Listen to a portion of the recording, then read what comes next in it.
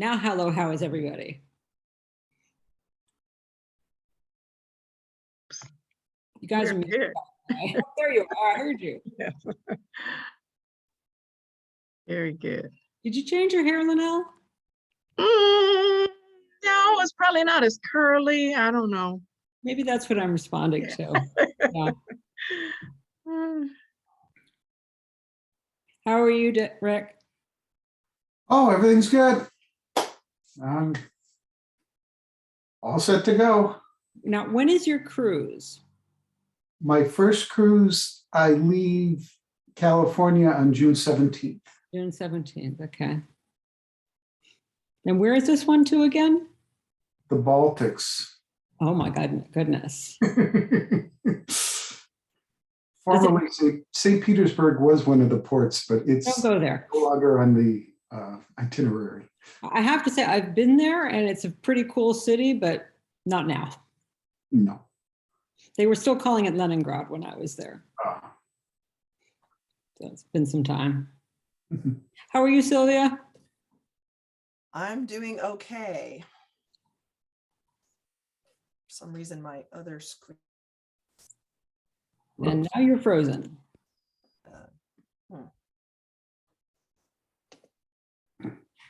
There you are.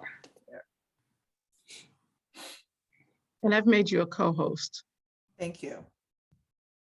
Now, I had two invites that came at about the same time. If this is for the general, can I assume that the other one is for the closed session, or was the closed session one sent out earlier? I sent out. I sent it out earlier, but I've also been asked to repeat sending it out shortly before the meeting. So Okay, so that's probably the other one that I have. you've got a second shot at it. The closed Yeah. session ones come from Rick and the open session ones come from Linnell. Well, both of mine come from Zoom no reply. Oh, One of my favorite senders. Oh, wait, no, now there's something from Rick. Okay, good. hi, Eileen. Hi, Eileen, how are you? Good. Hi, Mike. And Rochelle. Hi, Rochelle.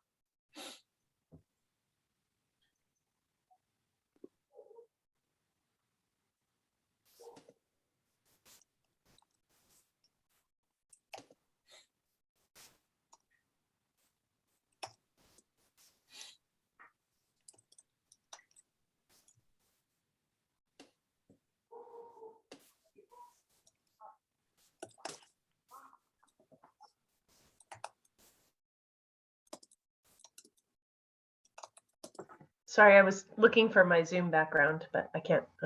So I apologize. Hi, Anne. Hi. And everyone. Hi, Linnell. Rick. Oh, maybe I'll post a different background today.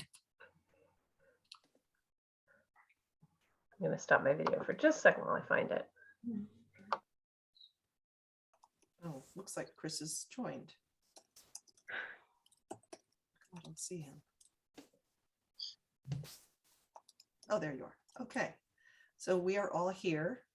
So I will go ahead and call the special session of the KPPCSD board to order. And I would ask the clerk to go ahead and take the roll. All right, Director Steppe. Here. Vice President Logan. Here. Director Natoli. Here. Director Sheriff Watt. Here. And President Hassai. Here. So at this time, we will allow for a special meeting agenda and public comments. There are no attendees in the audience, so we will continue on with the agenda. And while masking mandates and state mandates have been relaxed, the state of emergency still exists, and we will go ahead and pro forma adopt. I'd like to suggest that we adopt the resolution we've adopting over time. The fact of the matter is that I think we'll be discussing moving to, we should discuss moving to in-person meetings perhaps over the next month or two. But I know that just based on the latest information from our chief medical officer at Lifelong Medical Care, while case rates and hospitalization rates are down, transmission rates are still considered pretty high. Contra Costa County, even more so than Alameda. And today in the USA Today, there was a discussion of a new variant called the Deltacron, which they've been detected in different places. And so just as an abundance of caution, I would like to propose that we adopt the resolution determining that current circumstances continue to warrant holding meetings by teleconference, with the understanding that we could revisit that. And how would you suggest that we proceed for the next month, for example, in April, even though we've adopted the if we adopt the resolution, should we have a conversation here talking about whether we'd like to look at holding an in-person meeting in April and under what circumstances that would be, or what would you suggest we do to give some flexibility? Well, if the state of emergency is lifted between now and the next meeting, then we would have to meet in person. Otherwise, we could agendize for discussion at the next meeting whether or not the board feels ready to resume meeting in person as opposed to remotely. Okay, so that would assume that we will meet remotely at least one more time in April with a discussion on the agenda for the meeting in May. How do folks feel about that? For It would take some sort of counsel. I mean, staff could simply not agendize the meeting and agendize it for meeting in person, but I assume that as long as the state of emergency is in place, that the board would like to have that decision. Right, so we're basically saying we're going to adopt the resolution, or we're going to put it forward, and there will be no opportunity then to change that until we have the next meeting. Unless there's a special meeting or something along those lines. Okay, Our next meeting is actually more than 30 days out. So I don't know if that is a problem. Well, we're assuming for the purposes of this conversation that the state of emergency will still be in place at the time of the board's next meeting. If the state of emergency is lifted, then it's all out of our hands and we're back to in-person meetings. but I think what Rachel is saying is the 30-day issue. Is that an issue? 30-day issue, the reason why we adopt these resolutions at the beginning of each meeting is because there is often more than 30 days in between. So we're covered. Great. Okay. Super. Yeah. Okay, And you're allowed to meet remotely for the purposes of adopting these resolutions. That's expressly in the bill. okay, and Director Deppie has his hand up. Yeah, I'd like to suggest that even when we do, if and when we do go back to in-person meetings, I think there's going to be some folks that are not comfortable coming to an in-person meeting. Maybe they're immunocompromised, maybe even though the state of emergency is ended, it's some people might not think it's safe. So I think we should now start looking at doing hybrid meetings when we do meet in person to allow the public to see these from remote and maybe make comments from remote. And I don't know if this is the right agenda item to talk about that, but I would think that we should direct staff to start looking at how can we have a hybrid model where citizens could watch the meeting on a live link and send in comments or something like that. I think AB 361 actually addresses that issue and provides for having participation by the public remotely. The only change in requirement would be that the board would have to be present in the same room unless they had, per the old rules, Right. arranged to do teleconferencing and the posting of the agenda and all that. Well, I was speaking more technically how to accommodate it. Is it's going to be a Zoom? Do we have a live feed from our video camera in the community center? How do we do it? And it's not just streaming it, it's also how do we let the public make comments? Would they have to send in email comments before? Anyway, I think it's some Good question. logistical and technical issues need to be looked at. And I think we should start that now, because sooner or later, the emergency declaration is going to end. And if it ended in a month, I can guarantee you there'd be people that would not feel comfortable coming to a meeting in person, and we should accommodate them. Can I ask then, would that be something we're looking at permanently then? Because once the state of emergency ends and we make this accommodation, then there is really no reason why we shouldn't continue to do it. I think it'd be great. Yeah. Okay, let me ask Rick, his hand is up now too. First of all, to that first point, yes, I can look into that. That's done in a lot of places already. Because there's a lot of jurisdictions have gone back to live meetings, but they also have a way for the public to watch the meeting and to comment. Sometimes it's just by phone, but that they still can comment at the meeting and participate and not actually be there. So yeah, I can look into that and figure that out. Yeah, I'm sure it's not going to be that difficult, but you're right. We need to figure it out before then. My other question was just, if the state of emergency is pulled, then is it an automatic then that the board must meet live if that state of emergency is pulled? Essentially, yes. Okay. I would hope and assume that we would get some bit of notice for that kind of thing that, but I guess you're out of luck if you've adopted the resolution and they end the emergency and next thing you know, you're supposed to meet the next day. I don't think that, I think that they've been so far giving at least a few days notice before they end orders, and something like that affects everybody's agendizing. I suspect they'd give us at least a couple weeks, so we'd have plenty of time on the agenda end to notify the public that we will be meeting in person. But certainly, given our history with getting to know Zoom, I think that some advanced preparation and testing of the hybrid system is a wonderful idea. Okay, Go ahead, Chris. And is the community center ready for an in-person meeting? I mean, could we go there on 2 days' notice and have a meeting? That I do not know. Rick, do you know the answer to that? I'm not sure what special requirements are needed to get in there, but yes, everything's there. Well, I mean, the sound system, is Audio, that video. working? Pardon? Is the recording system working? Is the sound system working? We've never used it. It's been It's not working. it's been used. They've been looking into it. We've had to make some repairs, and in fact, we're bringing in someone because a cable wasn't working right. But as far as I know, all of our equipment there is operational. I think someone should go in there and do a dry run. Oh, for sure. Yeah. I have someone I could recommend potentially that you could talk to, Rick, because one of the groups I'm involved in is doing this, and I do have someone technical that might be able to help just quickly give a quick, you need this, that, and the other thing. So I'll pass along his name. Okay, great. All right, so I would like to make a motion that we adopt the resolution determining that the current circumstances continue to warrant holding meetings by teleconference. Do I have a second? Well, second it. Okay, clerk can call the roll. Okay, directors, Deppie, Yes.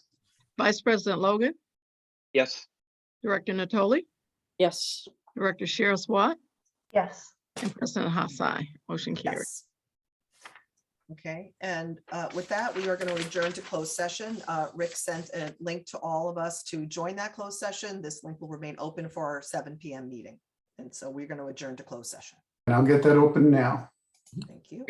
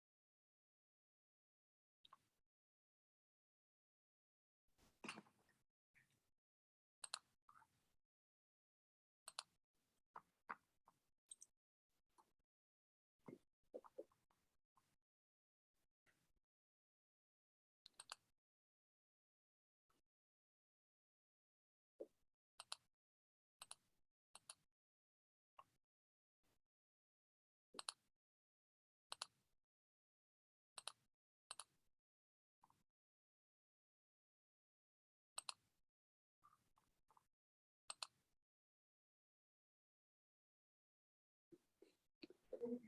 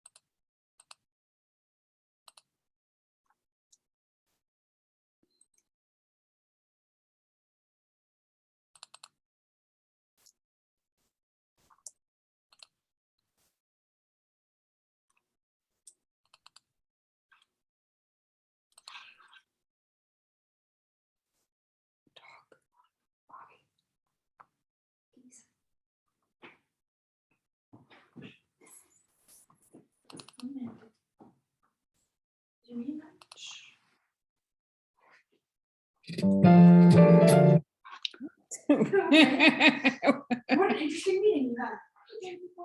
Who was that? I don't know.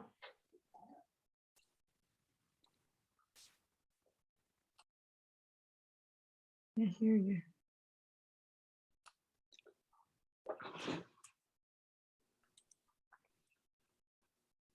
Anne, where are you? That's That great. background is from Greece. I decided I needed to lighten my mood. Sylvia, we were not hearing you. I understood that. Apologies. I Okay. am Board President Sylvia Hassai, and I'm going to call the regular meeting of the KPPCSD Board to order. I would first ask the board to take, clerk to take the roll, then I'll report back on our closed session. All right, Directors Debbie, Here, Vice President Logan, Here. Director Natoli, Here. Director Sheriff Watt, Here. and President Hassai. Here. From closed session, we gave direction to our lead negotiator on the issue of the memorandum of understanding for the police contract, and that's all we have to report from that meeting. And we'll go ahead now, and this is the point in the meeting where we look to the consent calendar and also to take public comment only on items that are not agendized. So I will go ahead and go to attendees for comment.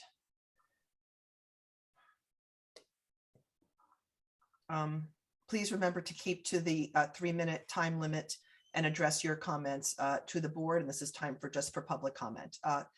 Katja Deniergaard, you should go ahead and unmute yourself and then be able to speak. Can you hear me? Yes, we can. Great, thank you. I'm Catherine Deniergaard, and I'm felt called to speak about my concern about the increased distance between the police and the community. I do not see police around anymore. We're doing patrols. I did read someplace that they were, but I don't see them. And that's very different from some of the long line of interim managers did have police, and you'd see them going around every night and, you know, using their lights to look around. And I'm also very concerned that we lost 3 officers that were most familiar with our community and have mostly brand new officers. And I called about an attempted vehicle entry several months ago, and the police didn't get back and get the details, like they were not interested in this opportunistic attempted theft that I saw. And all of this concerns me a great deal, that there is, some real distance between the police and the community, and that the officers aren't familiar with our community. Last night, there was a giant police car, like a super SUV. It was a Kensington car, blocking Highland for at least 5 minutes, maybe longer. And it was just sitting in the middle of the street, and nobody could get around it. I had to go, in order to get home, I had to. Oh, shoot, sorry. Hold on, Katya, please please unmute yourself again. Where We was I? just missed that you had to go around the car. Yeah, well, yeah, right. And there was like nothing happening. It was just sitting there. There were no people or etc. And for all of the above reasons, I think it's really important to keep the police in Kensington and not move them even temporarily out of Kensington. But that's an item on the agenda, so. I know that, and The I'm general sorry, item I can't- about your concerns is fine, but please stay Yeah, well, away I've- from I've- the point on the agenda. Yeah, well, I just, I've already said it. Okay. I mean, so, the thing, the anything more problem for general, me, excuse me, anything more I'm general not you'd going like to to say say? anything more about it. I said Okay. it.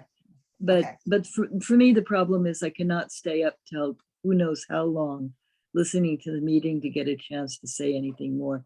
And on a different subject, I'm very unhappy about the apparent partnering with some extremist narratives about coyotes. And I hope that the police department and the board will take a scientific approach to the problem of managing the coyote problem. Thank you for listening, and I hope you have a good evening. Thank you. Okay, hold on one moment. Again, I remind folks to please remember that this is related to items that are not agendized, and Delk, you should be able to unmute yourself and speak. All right, I'm unmuted. Yes, you are. All right. A. Stevens Dilk.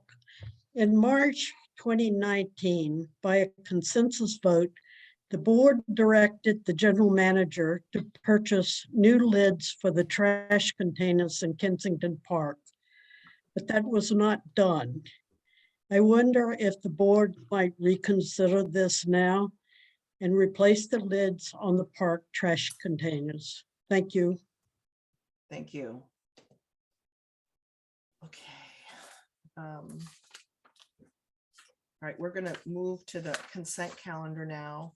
And I would like to see if any board members would like to do anything related to the consent calendar as far as discussion or removing items.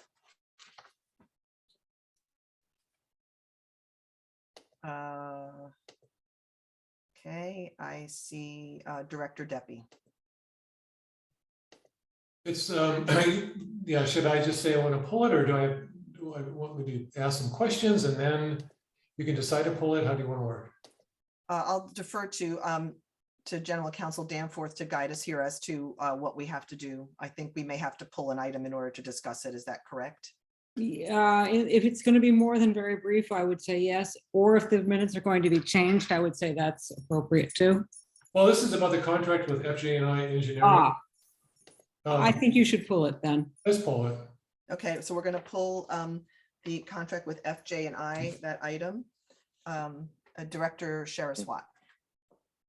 Mine is just going to be a really quick comment, so no need to pull it. My question is just, again, with the financial reports, which are overall fine, but again, we have something kind of strange. The annual budget is rounded to the penny, and some of these items were never voted on to the penny. So, for example, 816 office supplies. We never would have approved $1,374.96 for office supplies. So what it feels like is that number is being reverse engineered from other numbers. And so I question its accuracy on that. There are some that are clearly breakouts of larger items, and then maybe to the penny. But some of these clearly are a little bit strange in that they're whole categories that somehow have fractions of a dollar. So I would just like to bring that up for the GM and have him look at it, and he can answer it another time. It's no problem. Okay.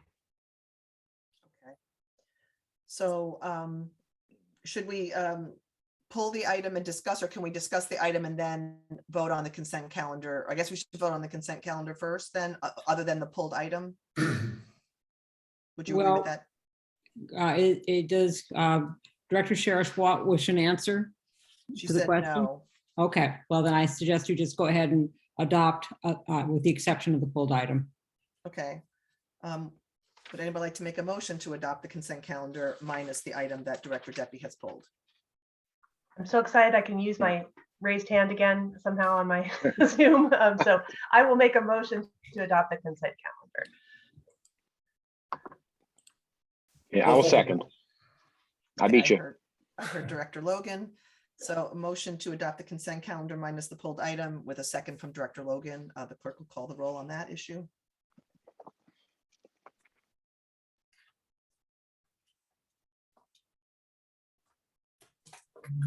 Here we go. Director Debbie, Yes. Vice President Logan, Yes. Director Natoli, Yes. Director Sheriff-Watt, Yes. and President Hassai. Yes. Motion carries 5-0. Okay, and now we'll discuss the contract for FJ and I. I'll let General Manager Benson provide some context and present it, and then we can have the discussion. Or Director Deppie, you have a question you want? I just have a simple question that it might solve in shorten the Okay. discussion. Okay. And just have to remind me, how was it determined that it's our responsibility? This occurred before I got here, but in going through the files, I found the information. There is quite a long narrative from the county explaining why it's not ours. It shows up on our property map, Meaning why it's not the county's. or I mean, I'm sorry, why it's not the county's. It shows up on our property map on as part of our property. The county's responsibility for the road that it's on, and I'm sorry, on Highland Boulevard, ends just short of where that drain is. The rest of Highland Boulevard is the responsibility of either the district or the school. And it's on our land, and the other part of Highland Avenue is on the school's land.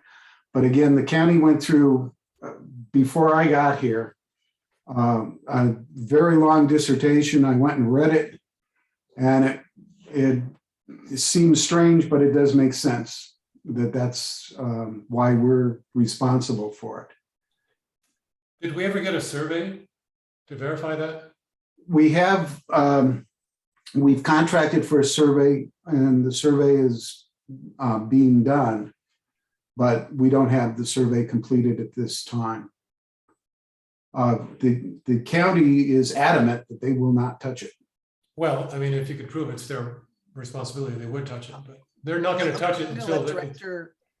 let me ask Director Natoli has her hand up. So go ahead and finish, Chris, and then we'll go to Director. I'm done. I'm done. Okay. Well, it's a similar trend, which is when we looked at this in 2019, our general counsel told us not to do any work on that sewer because then we would own it. And it wasn't clear that the county had actually transferred the sewer over to the district. So I'd like to hear from our counsel as to whether we own this or not.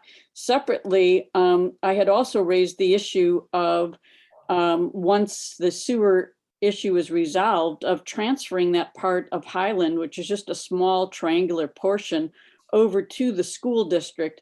That was part of the property that was purchased, that was included in the purchase of the park, but clearly there's no reason for us to own any of Highland. And I'd like to see this coupled with turning that part of Highland over to the school district. But first, is it resolved that this is our problem? Because it was not our problem in 2019. Should I speak to that? President Hassan? Sure. I would just add that I believe part of the issue with that drain is that it goes through and under the park, which may be partly why that was, maybe that's why the carve out happened. But yes, and then Director Logan has something as well. But go Well, ahead.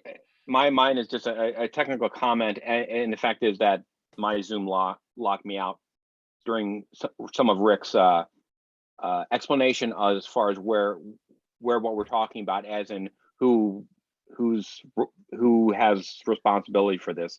So Rick, if you don't mind, could you just quickly recap what you did to determine that we have to deal with this? Essentially, what I found in the files from some time ago, and I don't have it here in front of me, was a very long dissertation from the county explaining why it's not their responsibility and letting us know on no uncertain terms that they are not accepting responsibility and will not do anything with it. Okay, all right, thanks. All right, no, all right, thank that gives me Director Natoli and I perspective here. have Okay. worked on this Okay. for several years as trying to get the county, the school district, and the to try to figure this out. So this has been going on for several years. It's a very unsafe situation with this drain, which has been now covered for, I would say, probably over 2 years. And now we'll hear from General Counsel. You're muted. I had to unmute.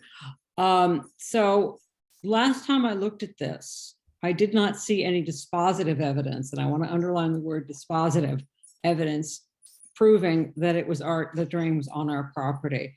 There were a number of maps that showed the drain is on the property, but they weren't survey maps. There was nothing that you could say you could use to connect the legal description in the deed of property that was given to us with that drainage facility. And I know that Director Natoli made a number of efforts to get surveys done, and we were not able to do that. So I know the county sincerely believes, based on its documents, that we own it. I don't doubt that, but I haven't seen anything that's really firmly proves that we own it. If there's a survey in progress, I would be very interested to see the results, because that may just settle the issue. It may be that we own it, but a map without any reference to the legal description of the property that we own doesn't really prove it. Can General Manager Benson update us on the progress of the survey? We've contracted with the surveyor, and they were supposed to begin like last week. I'm not sure. If they could just verbally answer the question, which side of the line is it on? That would satisfy me, and I would say, by all means, let's fix it. This has been there for a long time. It was included in your budget, and that's really why I acted after reading what was in the file, and your board did approve this in the budget. But it's been there a long time, and another month is not going to change. I don't think it's not more critical than it was 3 months ago. We can hold off on this, and I can give counsel what I have, what I've looked at, and I can direct the surveyor in particular to take a look, with that in mind. Is this on our property? Director Natoli, your hand's up. Yeah, part of the problem, as I recall, is that the county asserts that it transferred, but could never show documentation that it transferred the sewer. Well, And it's so- a little, as I recall, the property came to us from the school district. And Right. The question at issue was, does this particular drainage outlet lie within the property that was conveyed to us by the school district, or is it elsewhere? And I think that question, a survey should definitely tell us. If we have the outlet, we have the outlet, and it's ours regardless of who owns the sewer itself. You mean who owns the pipe? The pipe itself, that's correct. Okay.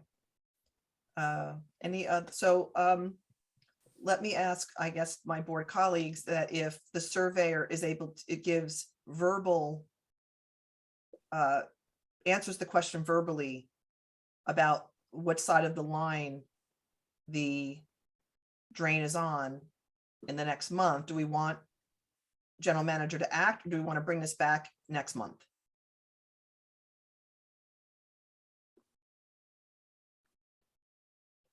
Director Sheriff Watt. I am happy to, if the drain is on our property, to begin. It's fine with making a motion to authorize should the drain be on our property. But if it's not, then. Director Natoli. I would just ask that the surveyor not make an oral representation, but put it in writing. Because somehow when you put it in writing, you think a little bit harder. But I would also like to start the process to transfer that section of Highland over to the school district, because it's a liability for us with no benefit, whereas it's part of their driveway to the school. We could certainly start that process. There is no guarantee that they will accept it. Although since we will have potentially just fixed it, they may be more interested in accepting it. Because maybe that has been part of what caused the problem. If they did not, they asphalt, they redo the road up there every couple of years. But if they do the road but don't do that section, that may have actually even contributed to the problem potentially. I agree with the idea of getting it in writing from the surveyor. Can I have other directors, Deppie and Logan? Yeah, I would agree, but it should be in writing that, you know, it's 100% on our property. If it's a split, then we need to talk about it again. So it really needs to be clear, no question, on our property. Then I'm fine. Yeah, I that same point. If I think that yeah, if it's on our property, let's deal with it. If it's not, or if it's questionable, I guess we continue on. But anyway, let's find out if it is on the property. Okay, in writing. so we have to construct a motion, I mean, based on this particular contract. And if I will attempt to do that, we're directing the general manager to request in writing the survey's opinion on where the drainage lies, the drain itself, and the responsibility to fix it. If that is not affirmed in writing by the surveyor, that's the end of that for now. And if that is affirmed in writing, then I would make the motion that the contract as presented to us, that we authorize the general manager to proceed. May I ask that you revise that to authorize the general manager to negotiate and execute the contract? Yes. There may be some language changes. In fact, I can Okay. promise it. So the motion is if the surveyor provides in writing and affirms that the drain in question is in fact on our property, that we authorize the general manager to negotiate and execute a contract with FJI. I'll second that motion. Thank you.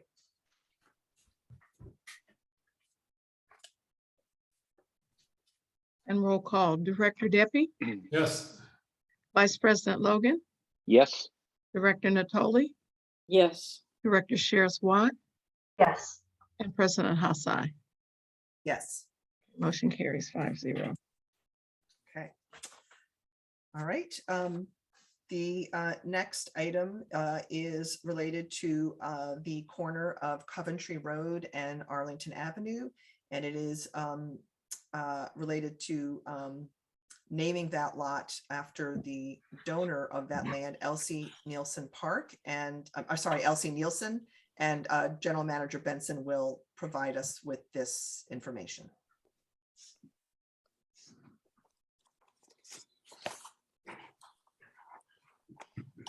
Actually, that item was brought forward by a board member. Sorry. Okay, then Director Sheriff Watt will, I'm sorry, you're listed as the contact, so that's why I did that. But Director Sheriff Watt, would you like to provide more information? Sure, Director Natoli, jump in if you would like. So it came to my attention that the corner lot at Arlington Avenue, and Coventry Road was donated to the county, and only to the county because it's unincorporated Kensington, or unincorporated, Contra Costa County. And she did that in 1957, and in 1959, the county finished giving the property to the Kensington Community Services District, as it was known then. So in recognition of that gift, I think that I recommend that we name that corner lot, which has been referred to by a variety of names. And I know some nice suggestions, but I think that naming it after the donor, L.C. Nielsen Park, would be the way to best recognize her generous gift to the citizens of Kensington. And she also dedicated or donated it for the purposes of a park as well. And I further suggest that we budget, whether it's in this year's budget or next year, up to $1,000 for creation of signage for the property that can be put on. And that certainly can be done in conjunction with the KCC's generous work on the land. I think you meant KIC. Oh, KIC, excuse me. Sorry, yes, Kensington Improvement Club. Okay. And you'll see the grant deed is in the agenda packet for anyone wanting to look. Okay, any board questions or discussion before we go to public comment? I have one question. Rochelle, has there been any contact with the family, the Nielsen family? Do they know anything about the naming?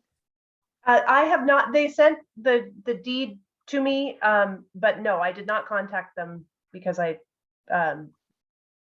Just as general, just if they know that this is what our intentions are, and they're, I'm sure they they'd were be hoping that this happy would, about it. I think they were hoping that this would be the outcome, that, Okay. that they wanted her recognized, but no, I didn't have them come to Okay. advocate or not, so. Okay. Okay, I'm going to go ahead and go to the attendees, and Lisa Corona has her hand up, and Lisa, you should be able to speak now by unmuting. Yes, good evening, board. Can you hear me? Yes, we can. I think it's wonderful that this family and this woman donated this land for this public purpose. I think that's absolutely fabulous. And I want to thank the family for this historical piece of property. I just want to say that I think when we have public spaces, and particularly parks, that it is really wonderful to be able to situate the name so that people understand how it's connected to the community, where it's located, geographical features that it has, to give it kind of a community identity, and kind of like fit it into the larger picture of, where do people even go to try to find this park. So I would just suggest that a possible alternative would be to have a plaque in the park that recognizes the historical donation and this woman, Mrs. Nielsen, and her family for donating this piece of property, but that perhaps you might consider that there's a name for this park that would be more focused around where it is, what it is, that kind of places it in Kensington in some way, shape, or form. So I would just offer that as a possible alternative for the naming of public spaces. Thank you. Let's go ahead to the next participant, which, hold on one moment, is Linnea Dew. Linnea, you should go ahead and be able to speak. You should unmute yourself. As an editor, I just want to point out that you have Nielsen spelled two different ways in your agenda, and that it's actually EI, not IE. Yes, it is correct in the grant deed, but not in the Yeah, not in the headline, not in the agenda. Yes, I should have pointed that out. Not in the agenda listing, but it is EI. Right. That's is how right. her name is spelled. And should the board authorize to do this, I think we would absolutely make sure that spelling was double checked. Okay.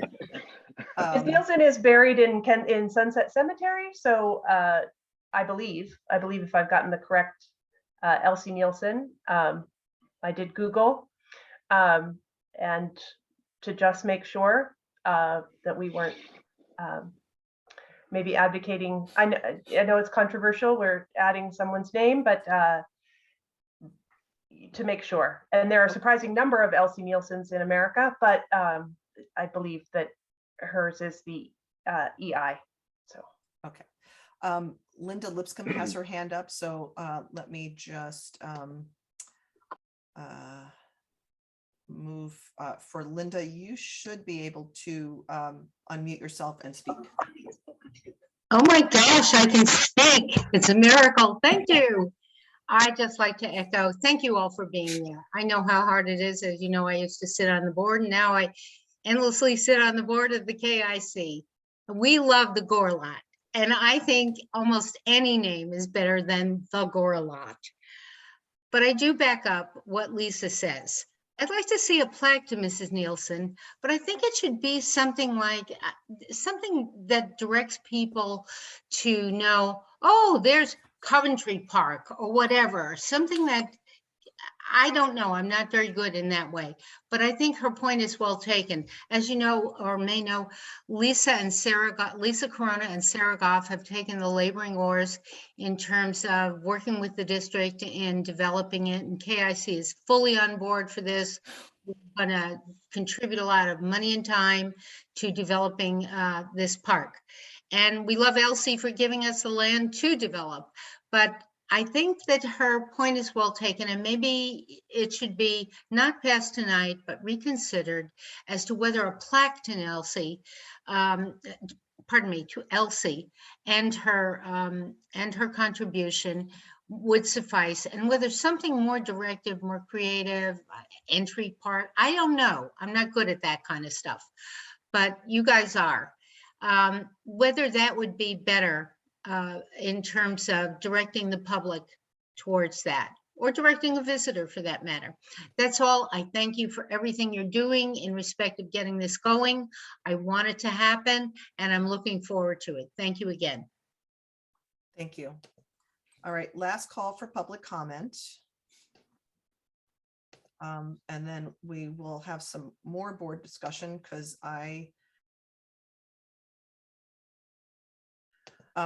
I would agree, actually, because I think Lisa Corona's point is well taken as well.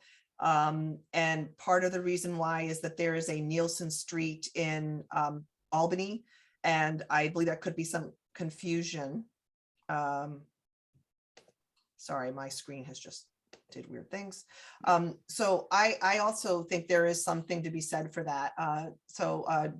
I would like to see certainly a recognition of Elsie Nielsen's donation. Director Sharon-Swat. sure. I politely disagree. While I appreciate and I totally understand the comments that Lisa, Linda, and you are making, and they are valid points. I also think it's pretty important to recognize generosity, and I think in terms of recognizing women and gifting, just, you know, a woman giving property to being able to give property in the mid-20th century is not typically so usual. And I'm just proud of her gift and her foresight to do that. And I think that a plaque is a nice thing, and a plaque is a thing that 30 people a year will read. And if you're on a map, it's a different kind of thing. So I will advocate for that, but it's up to the board. Other board comments or discussion?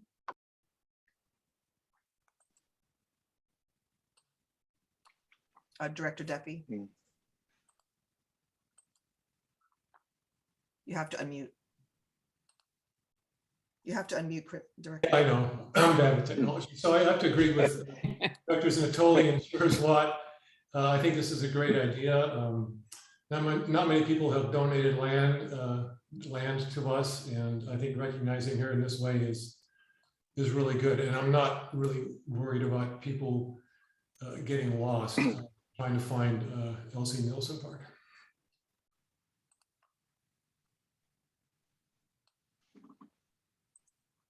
Well, as a history lover, I like the idea of recognizing people who do people's acts, and so people can remember it down long after we're all gone. So I like naming it Elsie Nielsen personally. Director Saraswat, do you have any more information about Mrs. Nielsen as far as just anything else on her other than her donation and her name? No, I mean, a little bit. I'm not sure of a relationship, but relatives have continued to live in Kensington and work for Kensington. But I think that, I'm happy to reach out to her relatives and bring that to the board. So The reason I would appreciate that is that folks have in recent years discovered things about people that they've named things for that haven't always been savory. And I have no real reason to believe there's something here, but no one really ever does. And well, so hence my Google search, of course. But this is a person who, I think is not,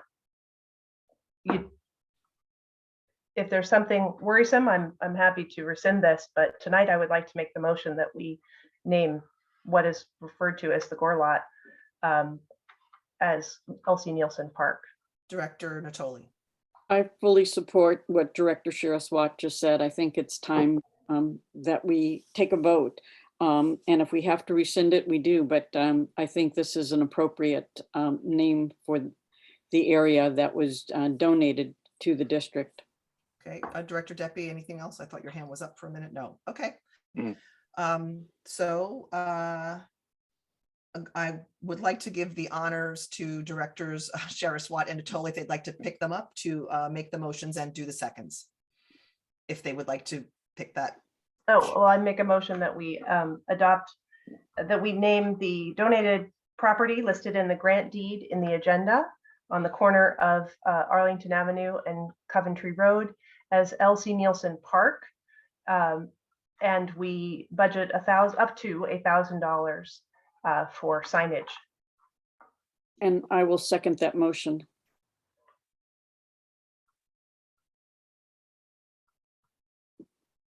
All right, Directors Deppie, Yes. Vice President Logan, Yes. Director Natoli, Yes. Director Saraswat, Yes. and President Hassan. Yes. Motion carries 5-0. Okay. Our next item is informational and to receive a report or to get a report on the update of the rollout of the new waste collection procedures. And General Manager Rick Benson will provide us with that item. Members of the board, again, this is just an update on what's been going on with the rollout of the new waste collection procedures. This is all predicated on a law that was passed in September of 2016, Senate Bill 1383, that requires all areas that have waste collection to now divert their organic waste to a proper facility. Since as of February 1st, the new procedures were instituted. They started the rollout January 24th.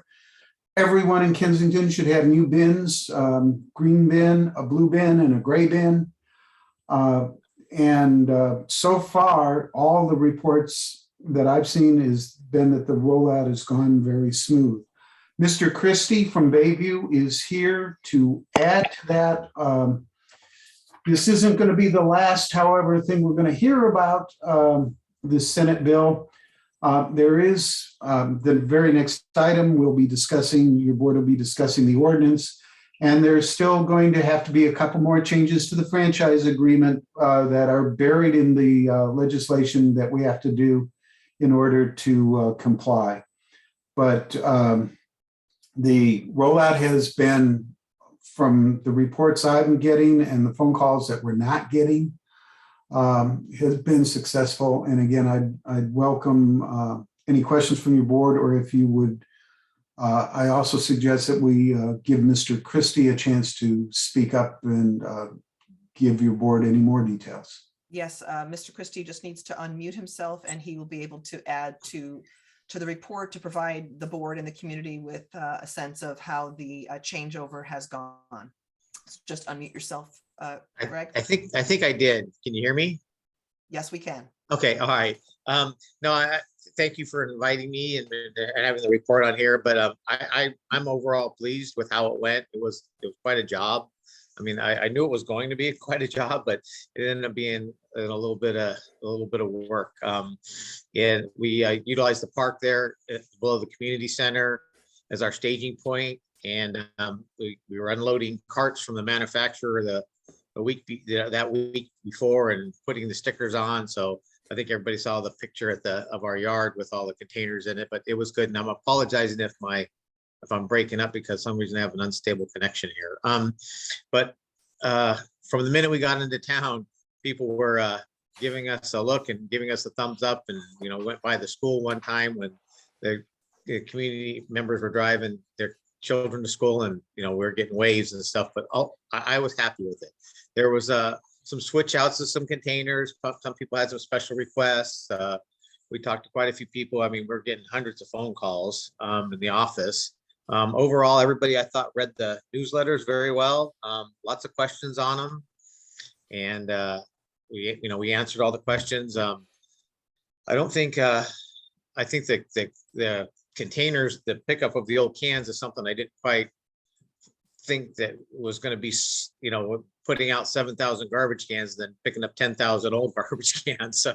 So it was, and I have some pictures of that, and I'll try to include that in the next newsletters, but they all got baled up into about 10 big bales, but it was about, 10 truckloads full of containers. And I think there's been people making special requests for having on-property collection of, some older folks having senior citizens having questions, requesting on property for both containers, which is fine. And we're working with the route guys. And so if they have the gray one in their normal place, and then they still need us to go up and get the green and the blue, we will. A couple of people have commented about the container, great, seeing a lot of gray containers out, where I think some people just bring their garbage cans out. Wherever they're at, we pick them up and put them back. And we'll continue to do that. So it's still the same type of service. It just depends on what people's choices are on that. But I'm happy with the rollout, and we're still picking up old garbage cans, and we're still answering requests for changing over to different people's choices. Thank you. I want to give the board an opportunity just to either raise any concerns or ask any questions before we ask the public for comment, and any board members have any questions or heard anything from residents that they want to pass along at this time. Director Sharaswat. Thanks so much, Greg. Yes, the impression I'm getting is very positive reaction. Just wondering, can you give a reminder if people still have garbage cans to get rid of? Thank you for the pictures of the recycling of the cans. That was great.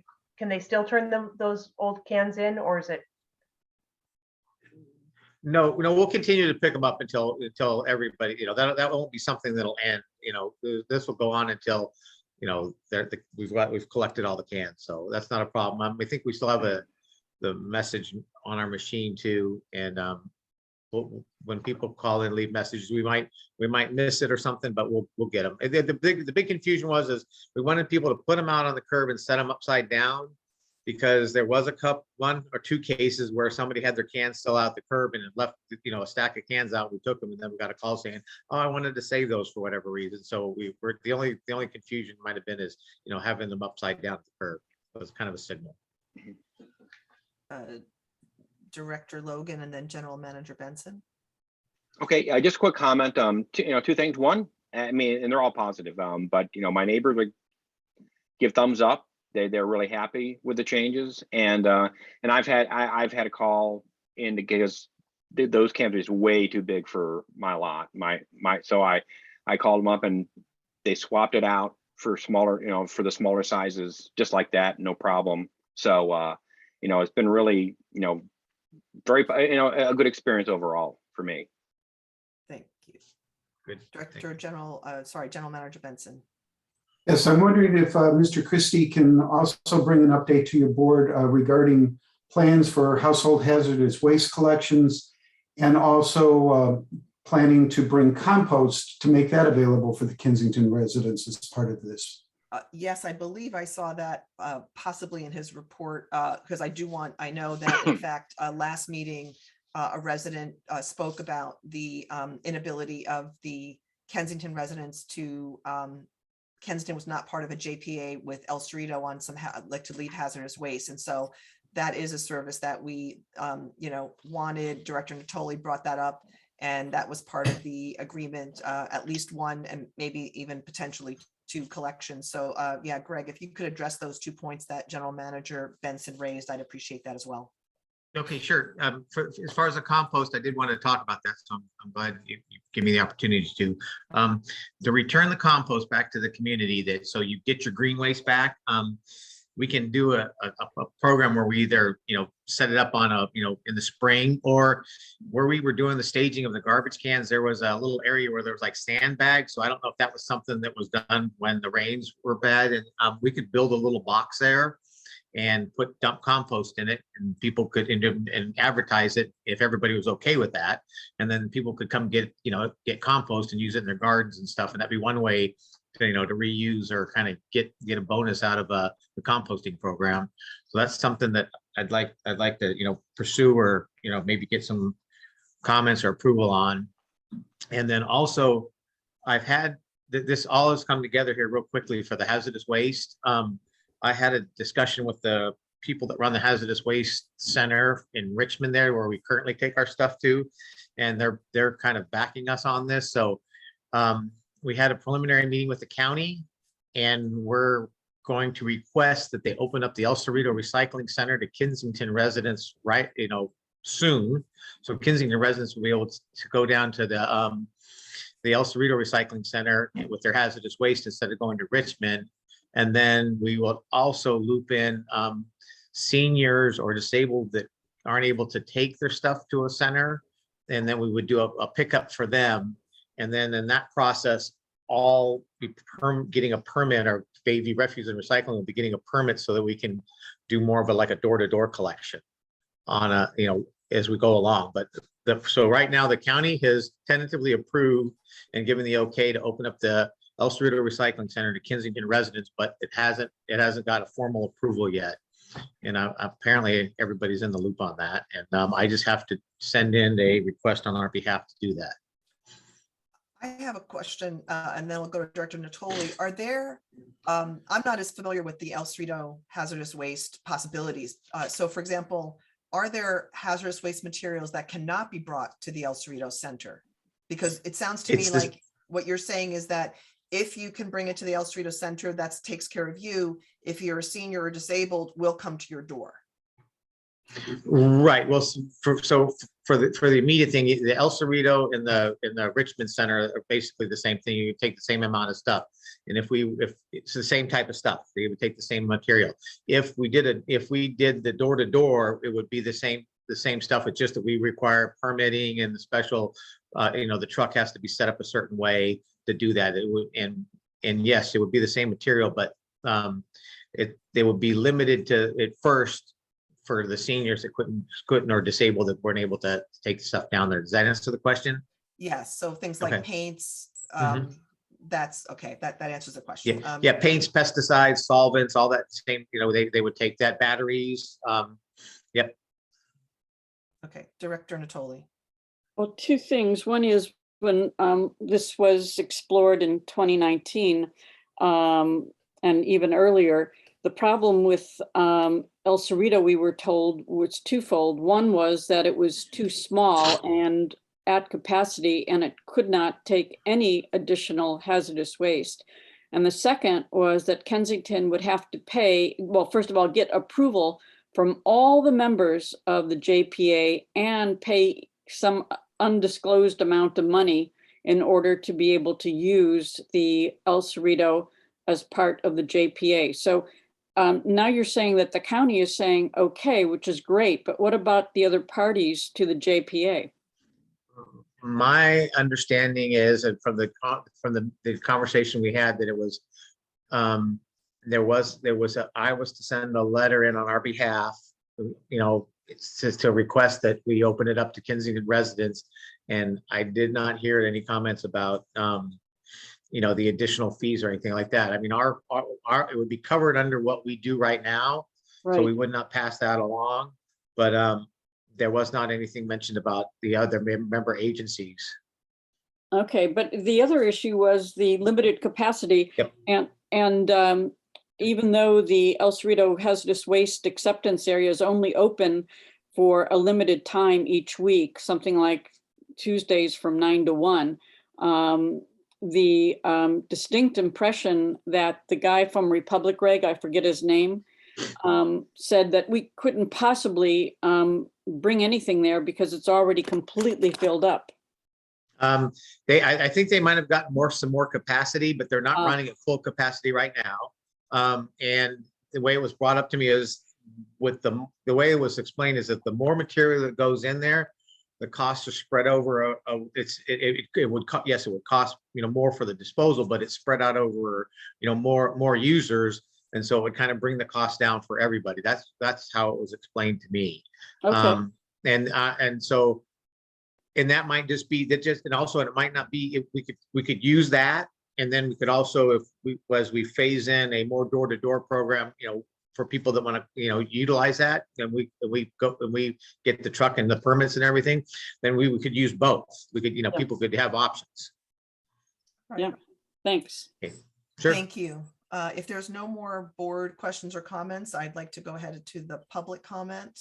I'm going to promote Danielle Madugo. I'll allow you to mute yourself. Please limit your comments to three minutes. And in this case, since we have Greg Christie here, it may be that it's a question.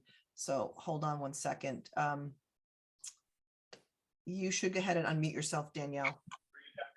Hi, can you hear me? Yes, we can. Hi. Thank you guys for moving forward on trying to get in on the Recycle Now program. I really appreciate that, especially in the last month, since I was the one who asked about it last month. At first, I thought I understood that we were going to be able to bring our hazardous waste. I think I understand now that we are going to, but it'll be a little bit before we are allowed to. I had attempted to bring used propane tank, not the barbecue tanks, but the little ones for camping stoves, and they wouldn't take those. So I'm not sure about the paint cans, but I'm hoping we're talking about the same type of hazardous waste disposal, because I could drop some stuff off, but I couldn't drop certain other kinds. So I don't know if that means anything, but hopefully I'll be able to do that in the future. And I really appreciate you guys making headway on that a lot. The other comment I had, which was related to earlier, which was you could compromise and do Coventry by Nielsen or Coventry by Elsie Nielsen, like Carmel by the Sea. So something to think about, but thanks. Thank you. I think it would be great to hear from you, Greg, a little bit about, like, yeah, are there any limits to what can be brought to Richmond? Like, for example, the propane tanks, do you know? Well, there's the limits to Richmond. I don't believe there are. I'm sorry, I meant El Cerrito. And then, no, I was going to follow. And then, and then El Cerrito, I don't know, but I will find out. But that won't. But that, you know, if that happens, it's only for temporary. But I can maybe fill in the gaps there anyway, if that's something, from what I understand. Yeah. Thank you. In the meantime, yeah. Yeah. Thanks. I think it sounds like what you said earlier was that Richmond and El Cerrito took the same things. So I guess we'll just see as we go forward if there's a need to make any adjustments. Let me take a couple more public comment and then. Oh, Sylvia, let me just mention one thing. The El Cerrito Recycle Center has a very good website, and it's very clear on what it can and cannot accept. So Great. All people need to do is look at that website. Fantastic. And I guess, Greg, can you give us a sense of what kind of timeline you think we're looking at here before people will be able to go? I'll know more. My sense is that if I send the letter in and it's kind of been already given the green light. I think Supervisor Joya was gonna has already been given the nod to it too. So hopefully we can get it going pretty quickly. I'd like to say within a month, but not soon, but not sooner. I'll find out. I'll find out, report back to Rick. Okay, thank you. Okay. I'm going to take Linda Lipscomb next. Hold on one moment. Linda, you should be able to unmute and speak. Am I unmuted? Yes, you are. Oh, you know how I love that. Thank you, Sylvia. Hi, Greg. It's been a long time since we Hi. negotiated one of those contracts.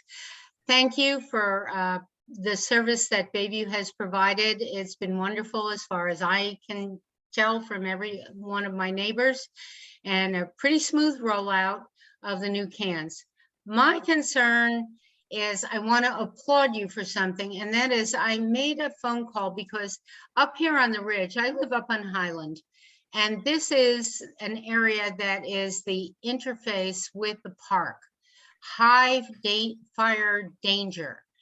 And we have that green can. So I telephoned and I said, gee, is this what we have to do? Only have like one can of green waste a week?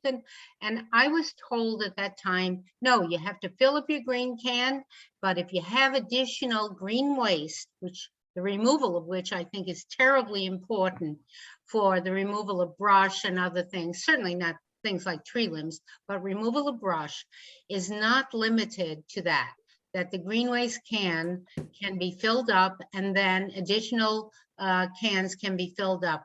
I just wanted to emphasize that and tell you how delighted I am with that, and that it's a very important fire safety concern for our community, and I applaud you for that. Thank you. Thank you.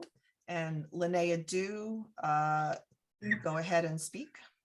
Yeah. Mute yourself. I just wanted to, my experience with the El Cerrito Recycling Center is that Kensington residents can use it and recycle most stuff for free. But like, say, if you bring in fluorescent tubes or fluorescent light bulbs or something, you have to pay by the bulb, whereas El Cerrito residents can bring them in for free. So is that what we're gaining now, is that we won't have to pay, I hope? Right, because fluorescent bulbs are hazardous waste. I see. Yep. Yeah, my understanding is that even Kensington residents are getting turned away from a lot of stuff that they're dropping off at the recycling center. But yeah, you're correct. That it wouldn't be a charge for it. It would just be part of the service. Okay. I'm going to go on to the next comment, Linnea. Is that okay? Yeah. Okay. Gail Feldman, you are able to unmute yourself.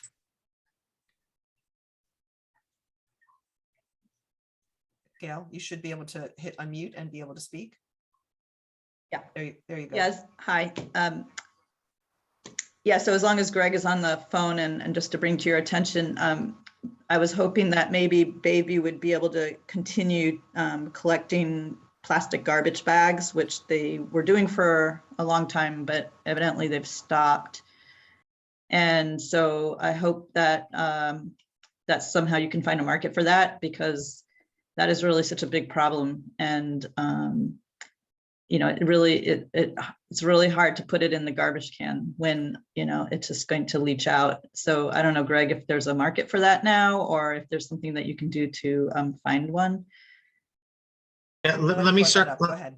Yeah, let me circle back with the recycling center. They just put in a whole new system. So maybe that'll allow us to go back, or just kind of, or maintain to be able to take the bag, you know, the other bags that we consolidate into one. And but I'll follow back on that, put something in the newsletter about it. I think we could be able to work that out.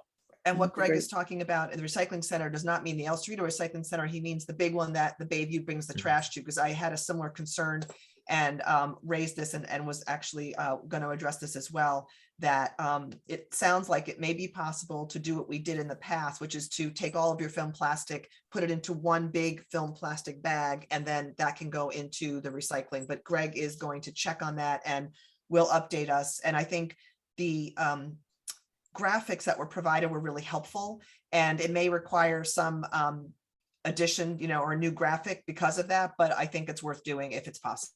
So thanks, and we'll look forward to hearing back about that. Either we're going to be covering this issue a couple of times. As General Manager Benson pointed out, we have a few other things to do. So in the next few months, we should be able to continue to get updates.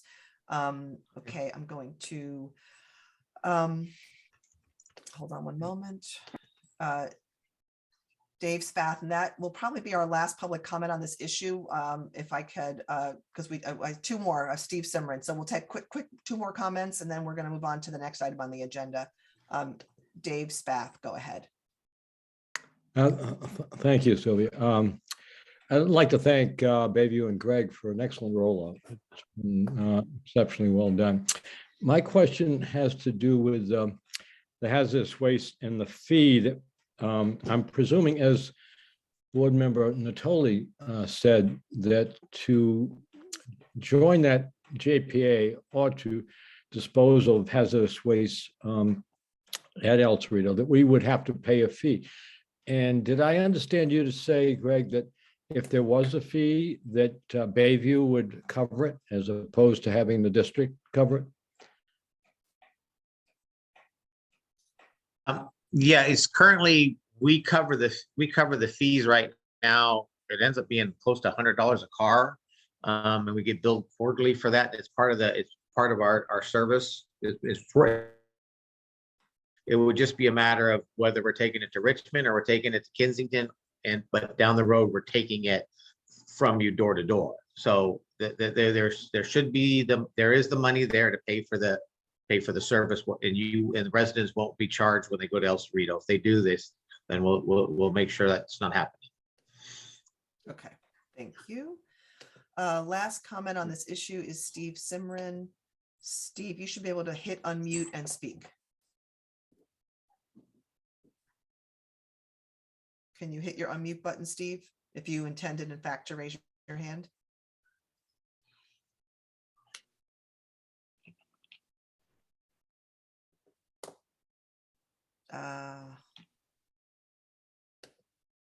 There you go. No, Steve, you're still muted. Your hand is down, however, so perhaps that was an error. Is that oh, there you are. Shelley Simran, I was going to tell you that Berkeley Recycling Center is very easy. They take everything. They don't ask for ID. They take your light bulbs, because going through that El Cerrito, you have to, it's ridiculous.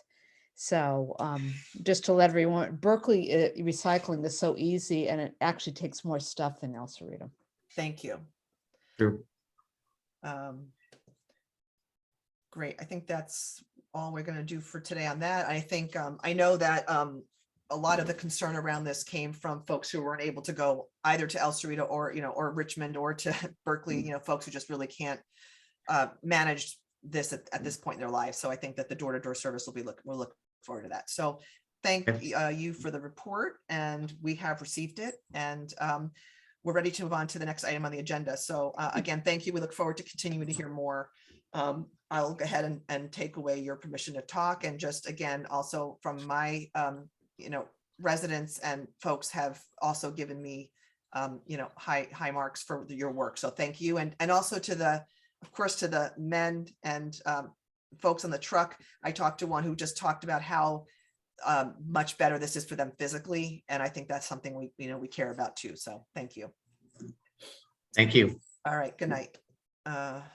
Okay, the next item on our agenda is item number 7, the temporary relocation of district offices, and I'm going to have General Manager Benson introduce this item.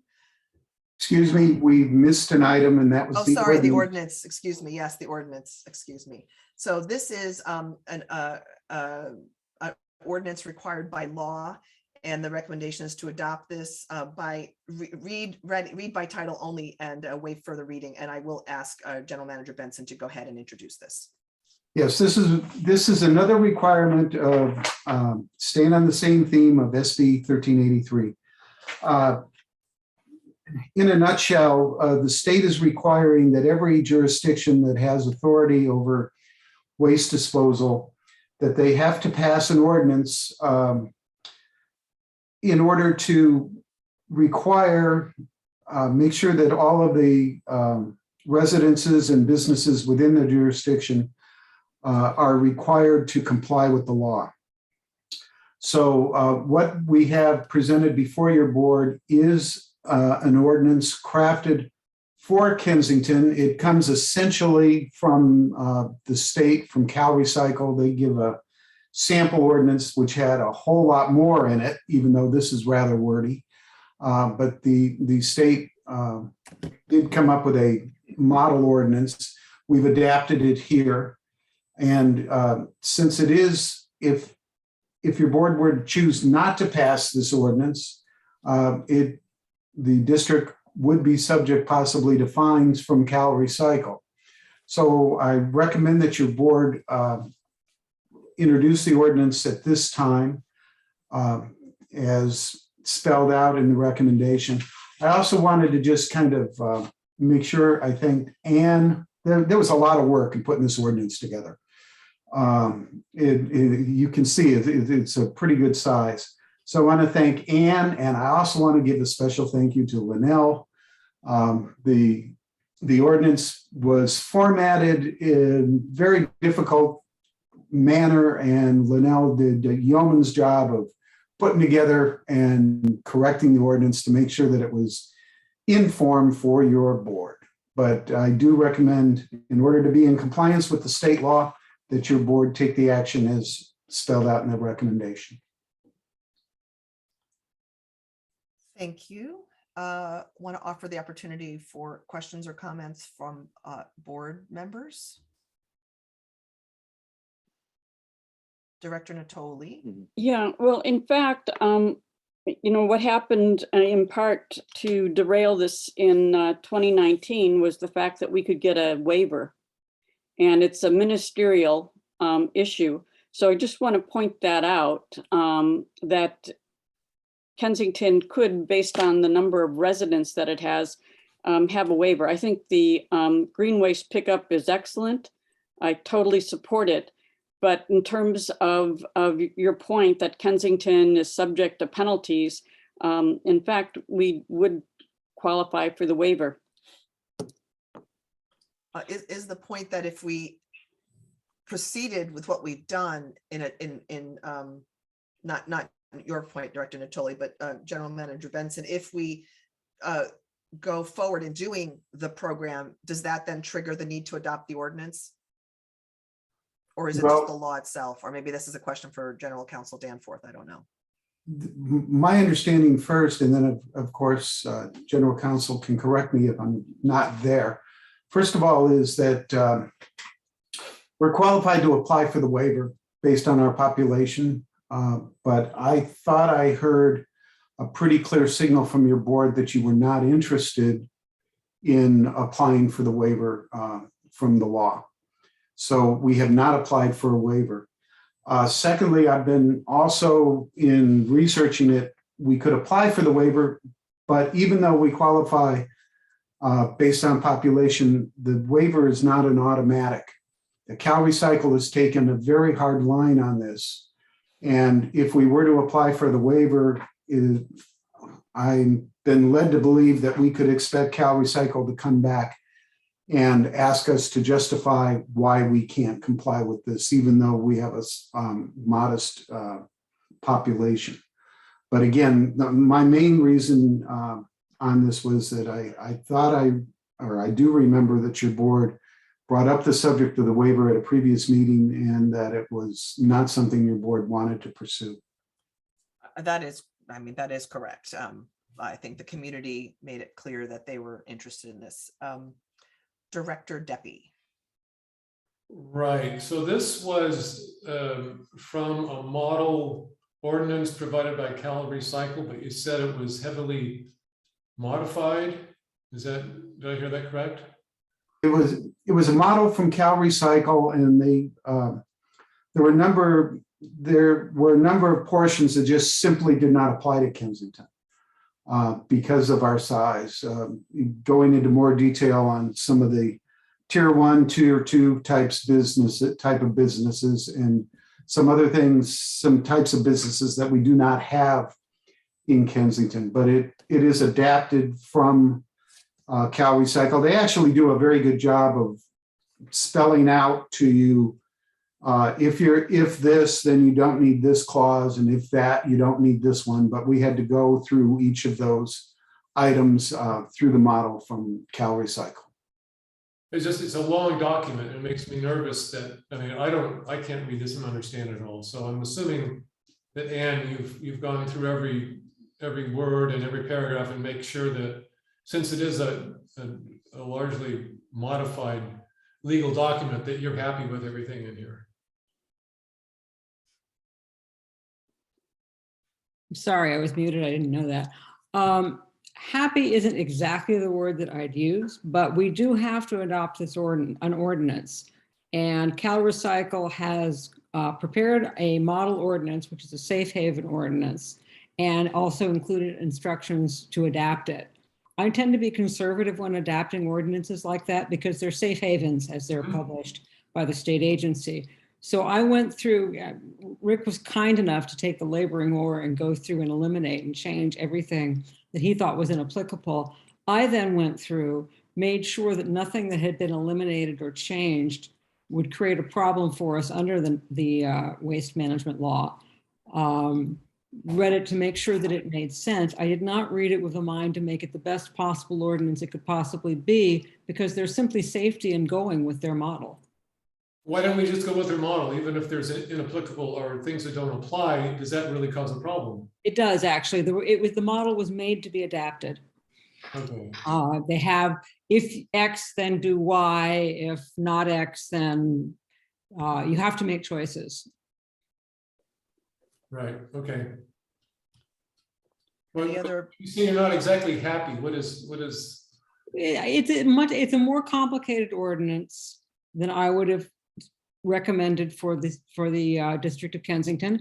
It's long. I would not have. I would have made it much simpler. I think I could have come up with one that was just a couple pages, but would have had all the detail that's required by the state law. No. So Okay. Unfortunately, we are required to adopt something that's fairly complex. So you're unhappy just because of how complicated it is by necessity, not because of what we're looking at right now. That's correct. Okay. Right. I will admit to feel that the state legislature has been requiring us to adopt, when I say us, I mean local government agencies, a lot of different ordinances lately. So perhaps I'm just a little bit testy with the state legislature. Okay. And us, not necessarily local Kensington, we haven't done a lot of this, but in just other work that you do. General local agencies. In fact, I was going to suggest when it comes to making motions and so forth, since the board doesn't do very many ordinances, if you like, I can give you a quick refresher on the correct procedure when you get to that point. Thank you. Of course. Any other director comments before I go to public comment? Thank you. Okay. Okay. This is an opportunity to comment on the ordinance, and please stick to 3 minutes or less. And Gail Feldman, you should be able to speak. Thank you. Well, I didn't join the meeting to discuss this, so I'm just really looking at it the first time. And I have a lot of concerns about this, actually. And I think you need to bring this back, because if you start looking at the terms of what you're adopting, you know, you're going to be, as a district, responsible for enforcement, and we don't really have staff. So that means you're going to be sending out the police officers to enforce this. And then what happens if people, you know, somebody does, you know, put whatever, their garbage in the recycling bin or whatever, and or doesn't recycle, then you're going to be basically having to issue infractions, which could be even prosecuted as misdemeanors. I mean, that's what's in here. And so that's troubling. I don't really think that we're set up, you know, in Kensington to really manage something like this. We just don't have the staff, nor do you think, I think it's not really a priority to be, you know, going down the enforcement route, because then somebody decides that, hey, you know, this is incorrect, or I'm going to fight it, then you have to go through the whole due process with this. And I just feel like we're not set up. Then you'd have to have some sort of appeals process. I mean, we just don't have that here. So this needs to be rethought. I mean, honestly, I get the issue about the state wanting, people to comply, and I don't think that that's going to be too hard here in Kensington. But then you look at the penalty amounts and it's like $50. I mean, it's going to cost us $1,000 to prosecute one of these things. So, I mean, this is just ridiculous. And honestly, it needs to go back for, further discussion on how you guys would manage this. Really, I don't see this ordinance fitting Kensington, and not to say that you can't adopt something to make it clear to people that they need to comply, but this is ridiculous. This is like for a huge county or something, or let the county enforce it, put it on their shoulders. All right. That's all I have to say. Thank you. Hold on one moment. I'd like to actually, if there's any, first of all, let me just see if there's any more public comment. Let me ask Elaine Stelton to, okay, you may unmute yourself, Ms. Stelton. Hi, I had looked at a similar situation in Albany where I have an apartment building. And basically, if my tenants throw garbage in the wrong can, I could be, liable for a fine or something of that sort. So I said to the local officials there, like, you really want me going through my tenants' garbage? I mean, like, how are they going to feel about that? So, like, what are we going to do? Are we going to be looking at other people's trash here in Kensington and saying, oh, that person threw out the wrong thing? Or like, how is that going to be dealt with? So please consider that. I would consider it an invasion of privacy if my neighbor, if I was a landlord and, looking at my tenants' garbage, etc. Just consider the possibility of a privacy invasion. Thank you. Bye. Thank you. Hold on one second.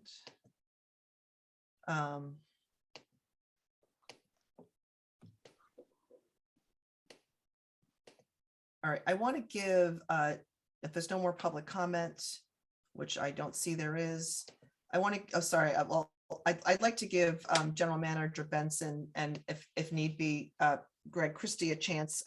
Director Sharon-Swat, do you want to speak before that? Yeah, I just wanted Greg Christie to address this because we're not talking about neighbors going through people's trash. We're talking about, it's done at companies all the time right now. So right, there's an answer, and General Counsel Danforth as well as General Manager Benson can speak to this. Go ahead. I have one piece of the answer because I think the general manager's first instinct was to take out the inspection and enforcement section. I checked the law itself, and we are required to have an inspection and enforcement section. Otherwise, it would not be there. I simplified it as it is. It's already simpler than it was.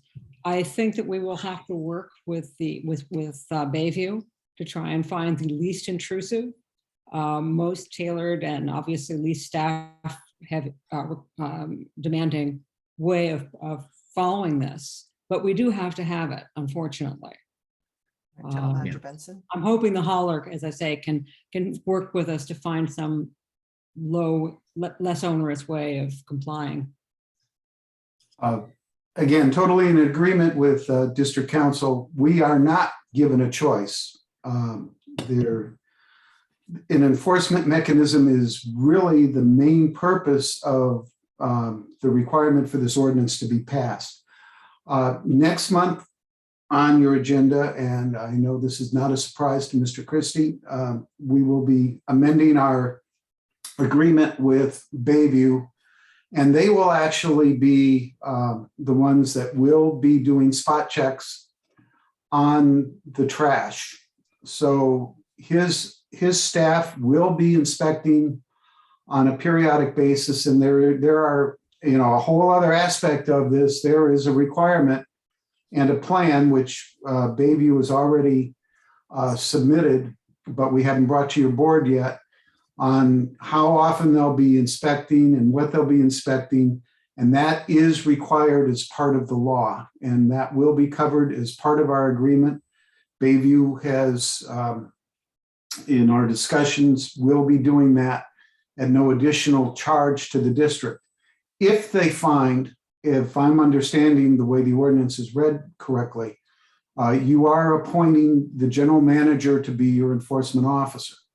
So what happens is they will be inspecting. If they find that someone is not complying, they will send out a notice and they will inform the district of the violation of the law. That doesn't mean that makes them subject possibly to a fine, but it would be the general manager would be looking at that and, would not necessarily on every, a little violation be issuing a fine. So there would be some discretion that could be done on the part of the district. I would expect that common sense will come through. If there's someone who's habitually ignoring the rules, then it will be our obligation to impose the fines and make sure that they are complying. But yes, this is what the legislature put on us, that they want every jurisdiction to go through and make sure that there is compliance, because actually at the other end of it, contamination is a very serious problem in trying to process these kinds of waste. And if people, either through ignorance or just they don't care, are constantly contaminating the waste stream, it causes all sorts of problems along the line. So that's my understanding of why the legislature requires an enforcement arm to be included in the ordinance. Thank you. Okay. Did you want me to say something? I don't think there's a need, actually. I Okay. think it's been covered. I just wanted to Yeah, make it's sure. been pretty clear. Okay, thank you. Yeah. I will, hold on one second.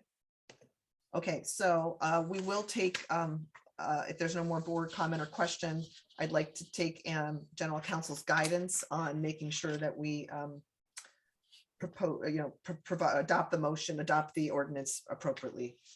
So the ordinance procedure is old and somewhat archaic, but it has not changed. So the process requires 2 meetings. At the first meeting, you introduce the ordinance. You have an option in that introduction to either read the ordinance in full, or the board can pass a motion to read by title only. And if that motion passes, then the chair would simply read the motion, read the ordinance by its title. You would then have a second motion to pass first reading.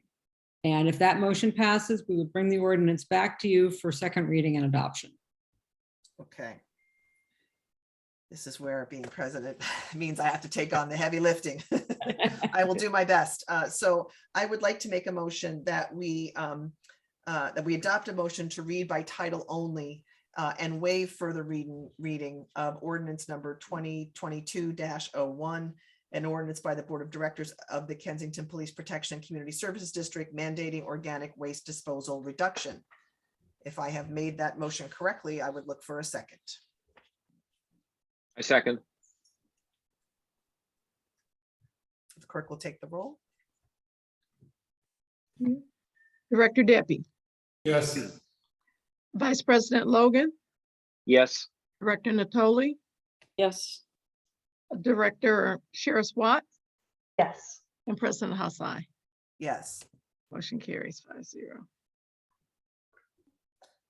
So now we will adopt a second, I will introduce a second motion to, you'll have to give me the language again, to pass the first reading. So I would say to introduce the ordinance and then read the title and then pass first reading. Okay, so I'm going to introduce the ordinance by title. It is ordinance number 2022-01, an ordinance of the Board of Directors of the Kensington Police Protection and Community Services District mandating organic waste disposal reduction. And I propose that we adopt and pass this first reading. I will second that motion. All right, roll call, Director Debbie, Yes. Vice President Logan, Yes. Director Natoli, Yes. Director Shara Swat, Yes. and President Hassai. Yes. Motion carries 5-0.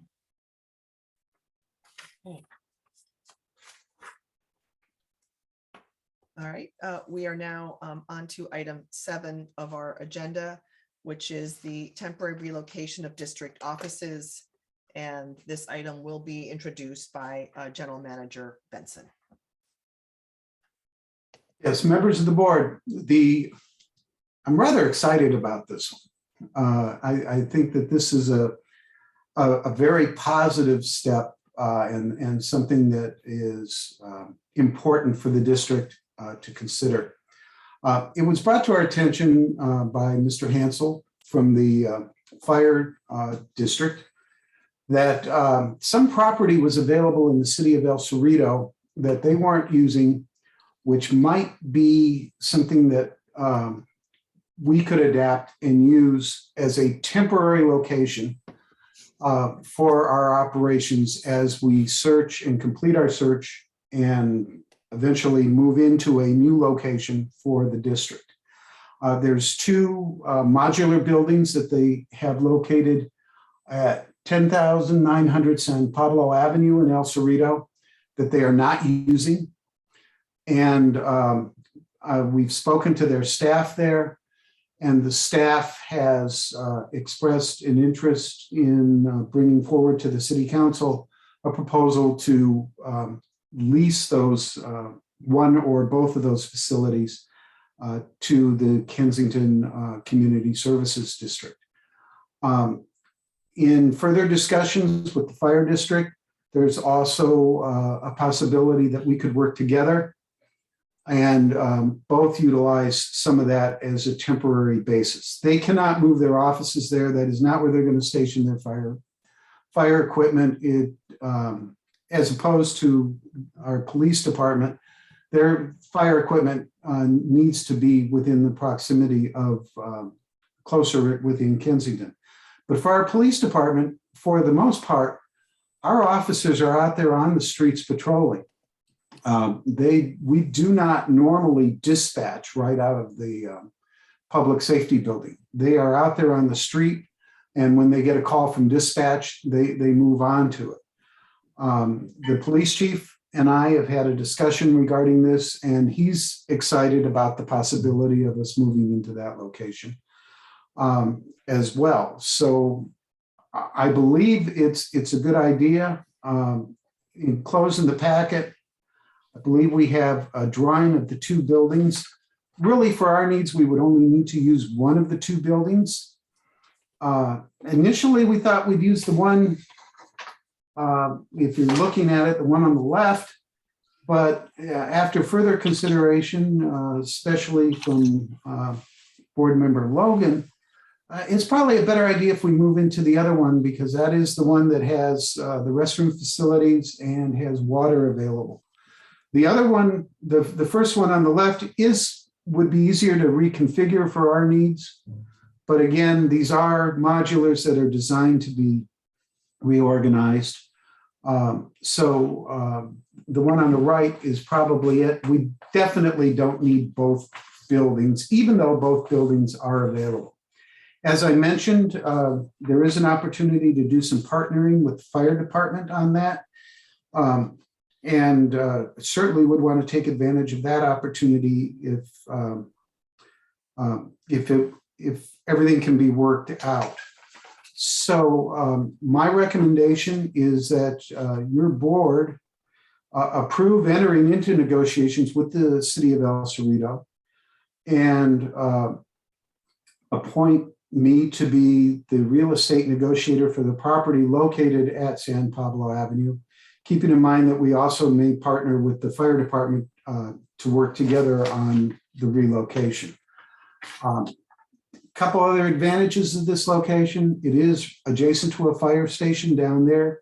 So that way, if our police vehicles are parked there, they are right next to a building that's occupied at all times. So there's provides an extra level of safety for the vehicles, and it is very close to Kensington.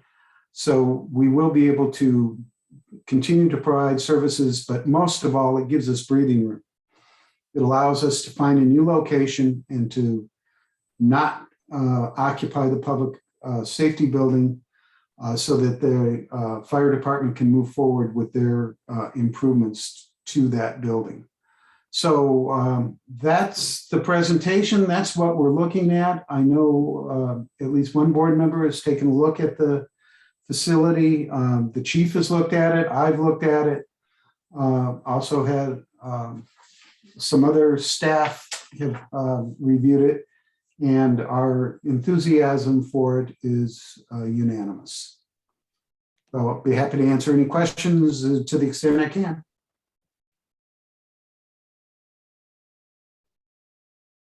Director Deppie. Yes, when you say financial impact is unknown, is it completely unknown? Do you have any idea what it would take to make this suitable to house a temporary police department? I'm assuming making it temporary for office space is pretty simple, but making a temporary police department is a little more involved. So do we know what that will cost? To modify the building, no, I don't have an estimate, but the modifications this is what they do with modular buildings. They're already pre-designed to be easily modified. The only item that I brought forward that is a little bit different with the police department is having to have an evidence room that is secure. And the chief is confident that we'll be able to work that out within there. Of course, we're going to have to bring in communication. We have to do that most anywhere.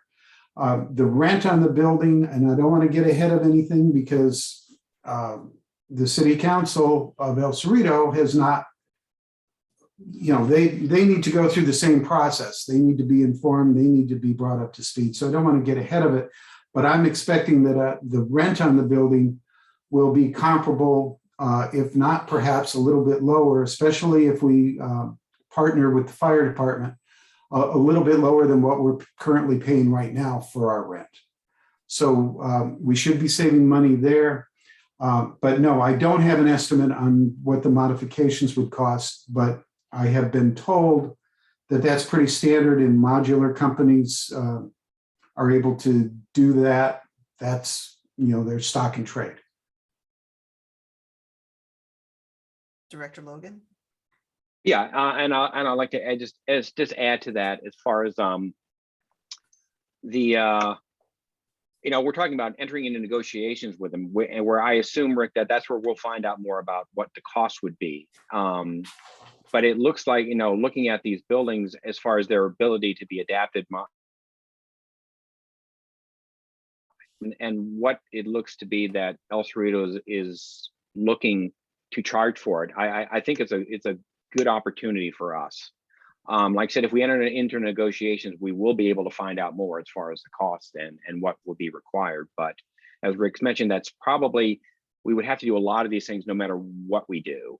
So I just wanted to point that out too. I think I think it's important that we move forward on this. Are there other board questions or comments at this time before we go to any public comment? Director Sherri-Swat. Yeah, at first I was, of course, concerned about the distance, but I admire the integrity and professionalism of our chief. And I think if he assures us that he'll put his officers in the field, then I'm trusting that is going to happen. And I think that if the GM and chief think that this is the right decision for us right now, I'm very, I feel relaxed about possibly going through with this or exploring this absolutely a little bit further.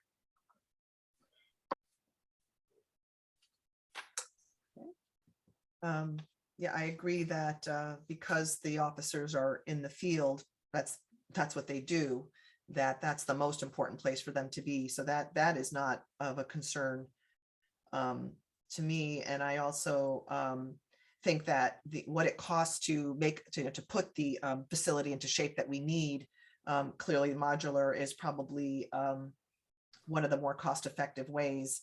And we certainly don't have to bring electricity or water to this location because it already has those things. So there's the communication piece, which we would have to do anywhere else, of course, has to be considered. Director Natoli. Yeah, I think this is great, and I very much appreciate this opportunity because it does give us time.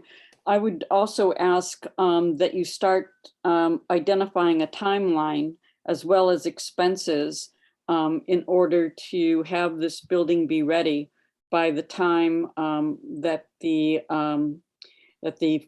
fire district wants us to vacate the public safety building. General Manager Benson. Yes, I did want to stress that we are looking at this only as a temporary location. I just want to make sure that there's no concern that we'll move into there and then forget it. It is temporary. We will still be diligently looking for our permanent location, one option, which is the very next item on the board agenda. But I did want to stress to your board and to the public that we are definitely, the word temporary is an important part of what we're recommending. If there's no more board questions or comments at the moment, I will go ahead and take public comment. And please remember to keep your comments below 3 minutes and address them to the board. And then after we take public comment, if there are questions raised, we'll see if the staff is able to answer them at one time. So I've got 3 hands up right now. I'm going to have Linda Lipscomb go ahead and unmute. And yes. Hi, thank you very much. I will note that on the, at least on the internet, and I'm not yet good at the internet, that is the address, I think you said 10900 San Pablo Avenue. That's the address that's given for the El Cerrito Police Department. I would like to know, I with all due respect, thank you, Mr. Benson, for your clarification that this is temporary. As you know, in the past, historically, there's been a great hue and cry about whether or not our police should be contracted out. And this looks like a de facto kind of merger. I would like to see this board put into practice in some fashion, I'm not sure exactly how, that our department will retain its independent integrity. Currently, we do contract out to the city of El Cerrito for fire service in the separate district of the fire district. And roughly about half of the calls that come out of our local District 65 go out to El Cerrito. And that may be as it should be in terms of what the need is.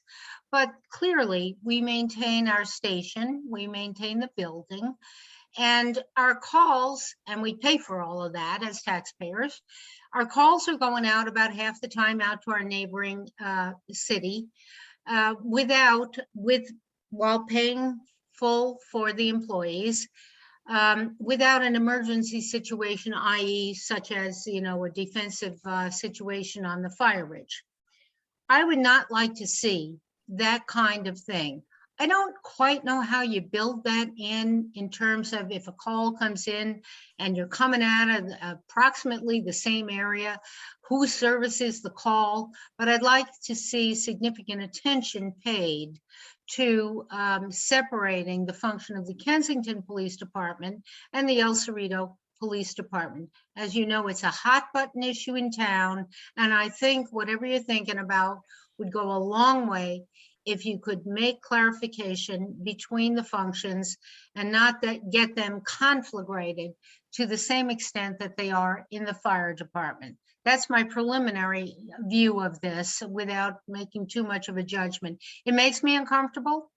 I have always, as you know, stood for an independent Kensington Police Department about, I think it was 2016, and this is to the credit of all of us as citizens, but mostly to our department. By one of the evaluations on the FBI report, I think it's called Section 8, we were the 5th or 6th safest community in the United States. I don't want that to be compromised. God bless the El Cerrito police who go out there and have to service all the things we read about. Oh, sorry, Linda, hold on a minute. Go ahead and unmute yourself again. Linda, you have to unmute yourself. Yeah, I'm sorry. I just did a God bless the El Cerrito department for all that they do in terms of going out to the heavy demands that they have. But I don't want to see a situation like we have with the fire department where we wind up essentially we're at Kensington Fire, but we're servicing El Cerrito and we're paying for it.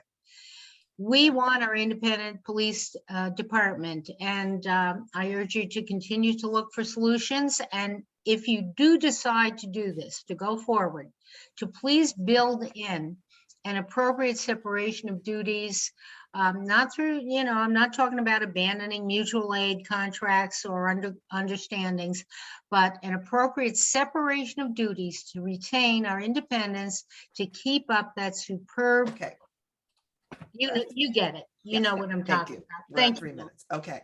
I'm going to remove permission to talk, and I'm going to go to the next public comment, which is, excuse me for 1 second, Fire District General Manager Bill Hansel. You should be able to unmute Mr. Hansel. Please keep your comments to 3 minutes. Thank you, President Hasai. You can hear me okay? Yes. Okay, thank you. And board directors.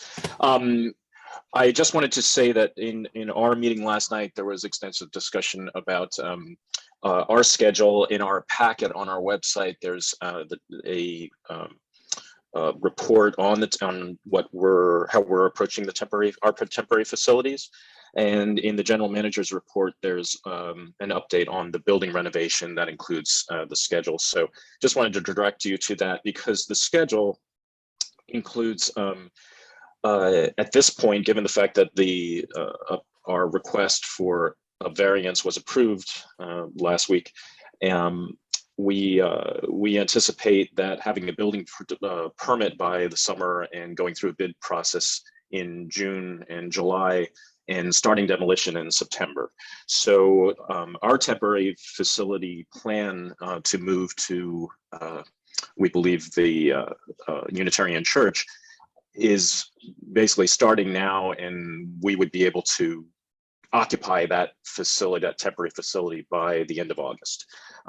There's a lot of changes that might happen, but things are continuing on track with that. And I did want to say that there's also some comments in the report on the temporary facilities that mention the financial assistance, because as you know, last year that was a part of the decision to move forward with the renovation as the fire department only. That and over the last year, at various points in different ways, we've attempted to find ways to do that. This seems to have presented another opportunity to do that, and I just wanted to make you aware that it had been discussed last night, that I voiced my support for that. That I'm happy to work with your general manager on seeing how we could do that. The district could fill all of our needs at the Unitarian Church, but if we were to partner a little bit in this with some which would give some legitimacy to the fire districts putting some finances toward the space, then I think that would become sort of the financial vehicle to essentially subsidize some of your time while until you find your permanent facility. I will say that I think there is an address confusion here, because I think it's 10940 is the actual San Pablo address, and it's totally separate from the police property. And other than that, I appreciate your consideration and look forward to working with your manager should you decide to move forward on this, and we'll certainly advocate for how we can be of help. Thank you. Thank you.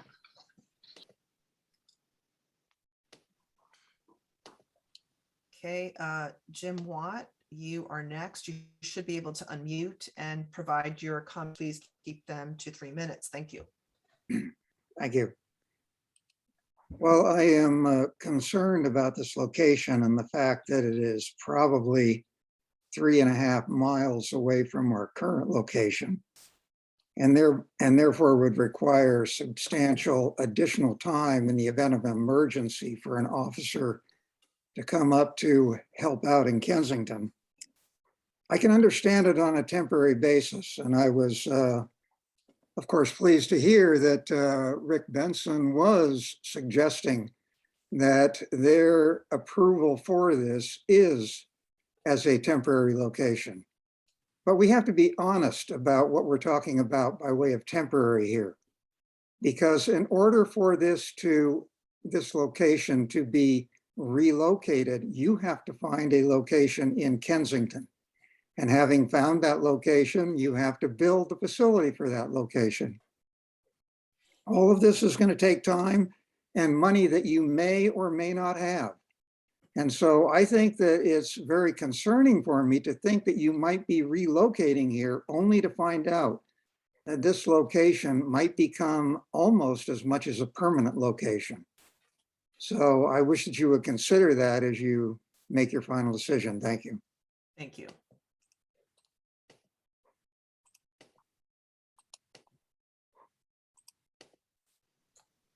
Okay, the next comment is from Paul Doro. You should be able to unmute yourself, Mr. Doro. Thank you, President Hasai. Can you hear me all right? Yes, we can. Thank you. Okay. Vita had sent in some comments on this particular topic. My wife, Vita Doro, had sent those in earlier to Linnell with a request that they be circulated to the board. And I'm just going to summarize those comments. Anybody who watched the fire board meeting last night, I think would come away with the impression that the police department is going to be squeezed out of the public safety building come September if the fire board continues on the path that they have set. There may be some leeway in that, and who knows how the permitting process goes, but that seems to be their plan. All of this in aid of getting both fire and police temporarily relocated outside of Kensington. In the case of fire, up to the Unitarian Church. In the case of the police, we don't know, but maybe down to San Pablo Avenue. Also, we can spend over $13 million of community money, never mind fire district or police district. It's community money on a building that will only house the fire department. So it's and the temporary location for the police, as far as we've heard so far, would displace the recreation department up in the park, move them out of building E and into the annex. Maybe not, we don't know, nobody knows. And that's the point. It's September's around the corner and nobody knows what's going to happen. The point of Vita's comments was a plea to please call for a pause on this headlong rush to bring the ball and hammer to the community public safety building and do what should have been done a couple of years ago and investigate the alternative site at the disused corner of the park adjacent to the library. It has been identified as potentially suitable, provided that it can pass a seismic test.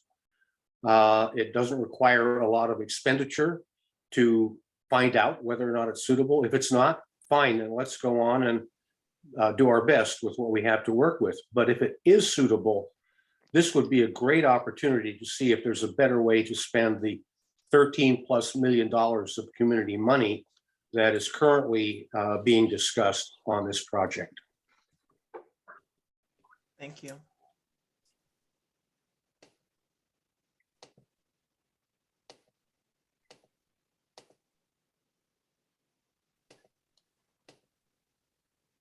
All right, I don't see any more public comment on this particular item. I'm going to move now back to the board, and Director Sharis Watt has her hand up. So go ahead, Director Sharis Watt. I just wanted to address a couple concerns that were brought up. First of all, I have disagreed on the issue of contracting out our police services in the past with certain members of the community, but I do want to assure them that no matter what my stance was, this is not a backdoor to try and get the police for us to contract with El Cerrito. Absolutely not. It's temporary housing. The location is absolutely too far for any kind of long-term project. We've always maintained, at least I think all the board directors you see on this meeting tonight, that we would always have a physical station presence in Kensington. So this is not a side trip or a runaround. The other issue is that our dispatch is run through Albany. So El Cerrito will not even be on our dispatch calls.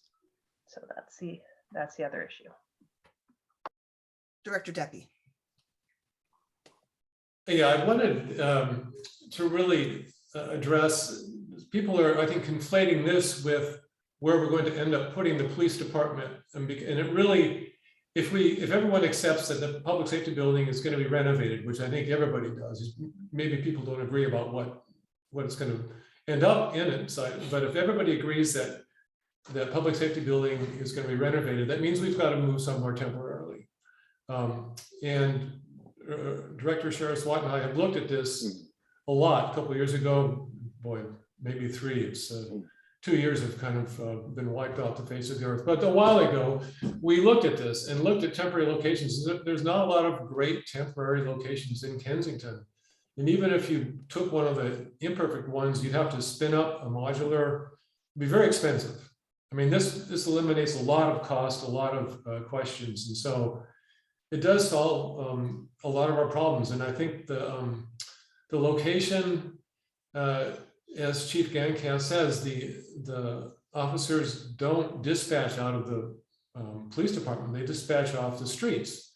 And I think we have to trust the chief and the officers to be doing that they'll be patrolling in Kensington and spending, minimal, maybe not even any time at the office. They could come to Kensington, patrol or pick the car up, patrol, and then go home. So I'm not worried about that. I think if the chief says he can run the police department efficiently out of this and that they'll be doing the patrol all the time in Kensington, I don't see a problem with it. It seems like a good solution it's a really difficult problem. There's just, even finding a temporary solution for the police department is tough. So at least we've got something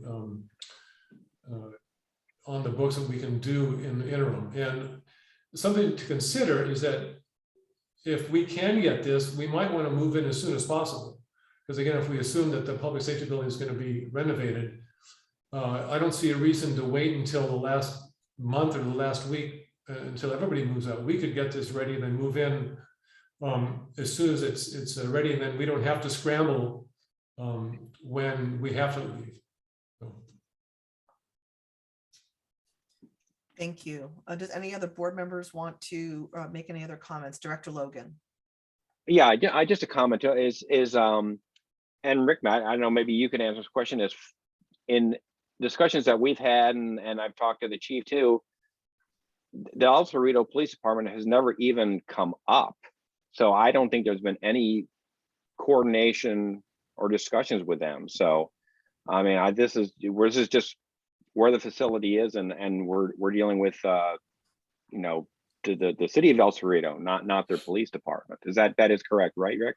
That is correct. We have not had any discussions with the El Cerrito Police Department. They've not been part of the loop.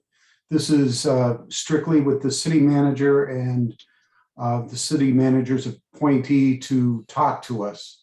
But there's been no discussion at all with the police, and the chief hasn't even brought it up with me at all.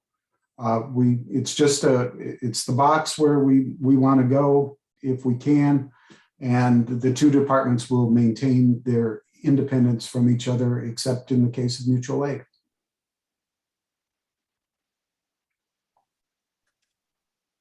Okay. I want to thank Rick for preparing this report and doing some of the legwork. And I appreciate the fact that, this is, as Director Deppie pointed out, this is not there's no easy solution here, but the savings in this particular one the logistical ease with which we could, affect the move is definitely appreciated by me. So I would like to suggest that we approve that we provide direction to our interim general manager, to enter into negotiations with the city of El Cerrito to lease property for the temporary location of the district and police department offices moving forward, and have him be our real estate negotiator. Director Natoli. I would before just we like to proceed. add to start to do a timeline of what is needed to make the building suitable for the police and get some estimated cost as well. So that would be part of the charge of interim general manager as negotiator, would be to provide the board with not only presenting us terms of a lease, for example, but also to provide attendant costs and a timeline. If I might, yes. President House, I would ask that any motion specifically name General Manager Benson as the district's negotiator for this property.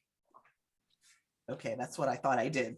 You almost did. Okay, I will. All right, so I will restate the motion, which is that I move that we approve entering into negotiations with the city of El Cerrito to lease property for the temporary relocation of the district staff and police department offices, and appoint interim general manager Rick Benson as the real estate negotiator for the property located at 10. It sounds like the property is actually 10-940, and perhaps the lease is held by the city, which is maybe at 10-900 San Pablo Avenue in El Cerrito. I'll second. All right. Director Deppie, Yes. Vice President Logan, Yes. Director Natoli. Director Natoli. She was having some Zoom problems, hence her screen. There she goes. Oh, there she is. Okay. You say yes? Yes. Okay, Yes. thank you. Director Sheriff Swat Yes. and President Hassai. Yes. Motion carries 5-0. Thank you. I would like to provide us a 5-minute break before we take the next item. It is now 9:10, and I'd like us to be able to reconvene at 9:15 to complete our meeting. But I think I know some of us could use a break. So we're just going to take a 5-minute recess, and we'll be back at 9:15.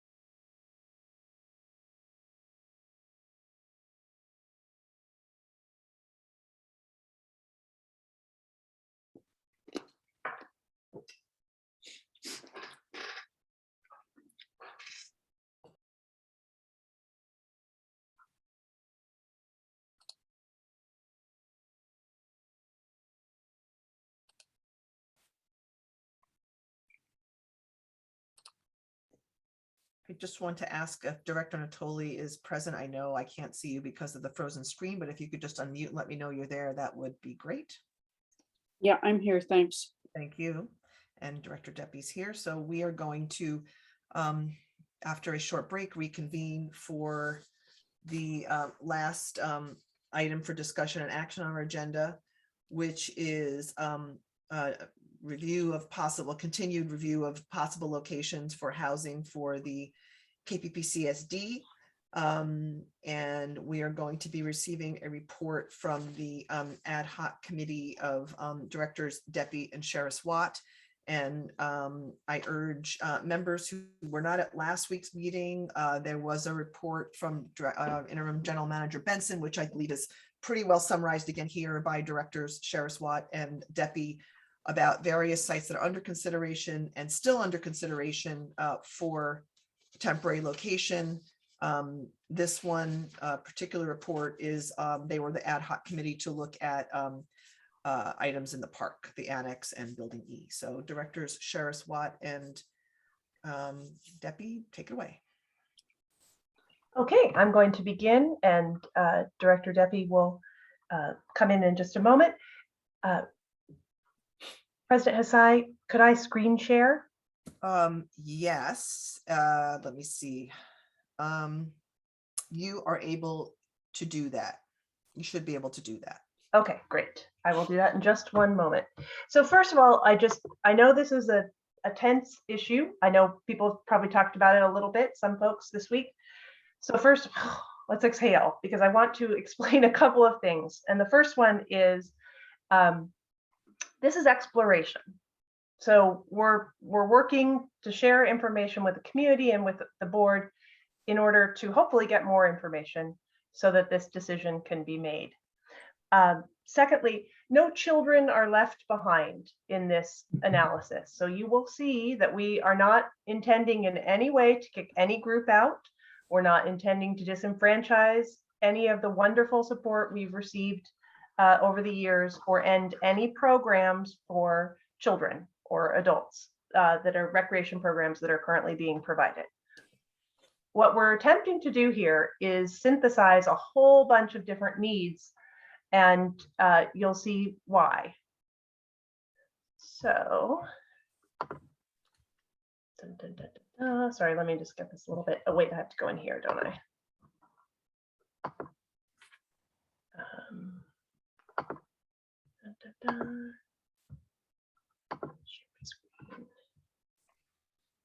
And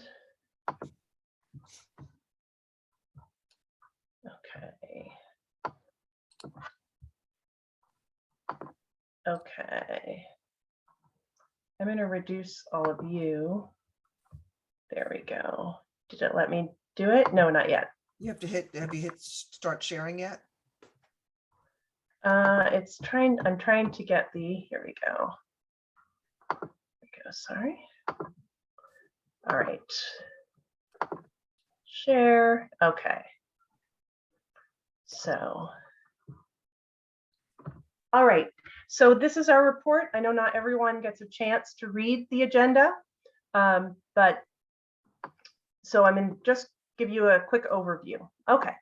So of course the background is that the KFPD has determined that they're going to renovate the public safety building at 217 Arlington. We, as the KPPCSD, advocated for 5 years that we were going to share space. That became apparent that that's not going to be probably possible. There's not the community support. There might be individual community members, but there's not the overwhelming community support, that would require. And their board has made decisions to go forward. So in respect to that, we are moving forward, of course. So we have considered a variety of other sites over the last 3 years. We have considered commercial properties, and the general manager continues to search for commercial properties throughout Kensington. I think we've probably considered 4 or 5 at this point.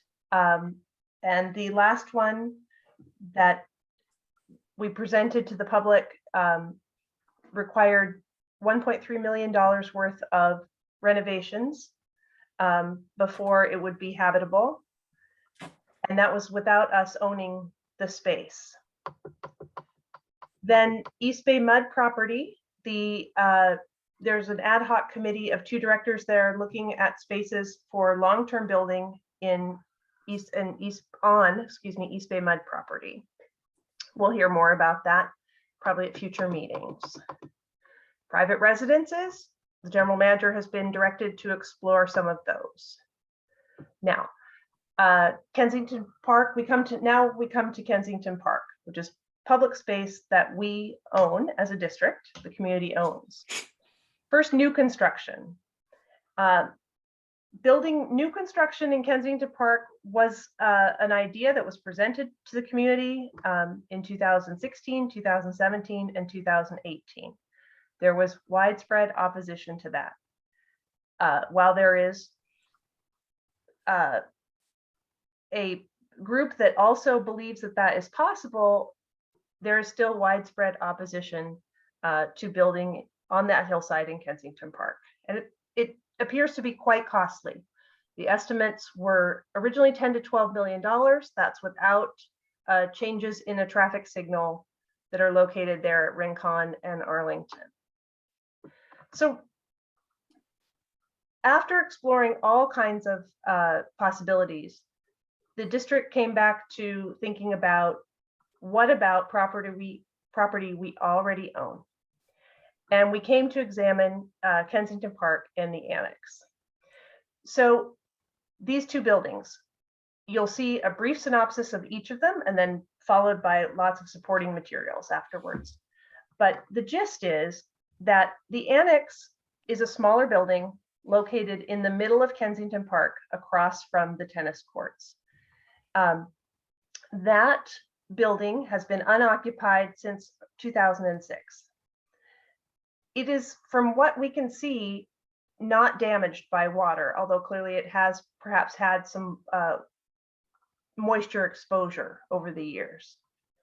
That space contains 2 bathrooms. It's located near a handicap parking space and has 1,772 square feet.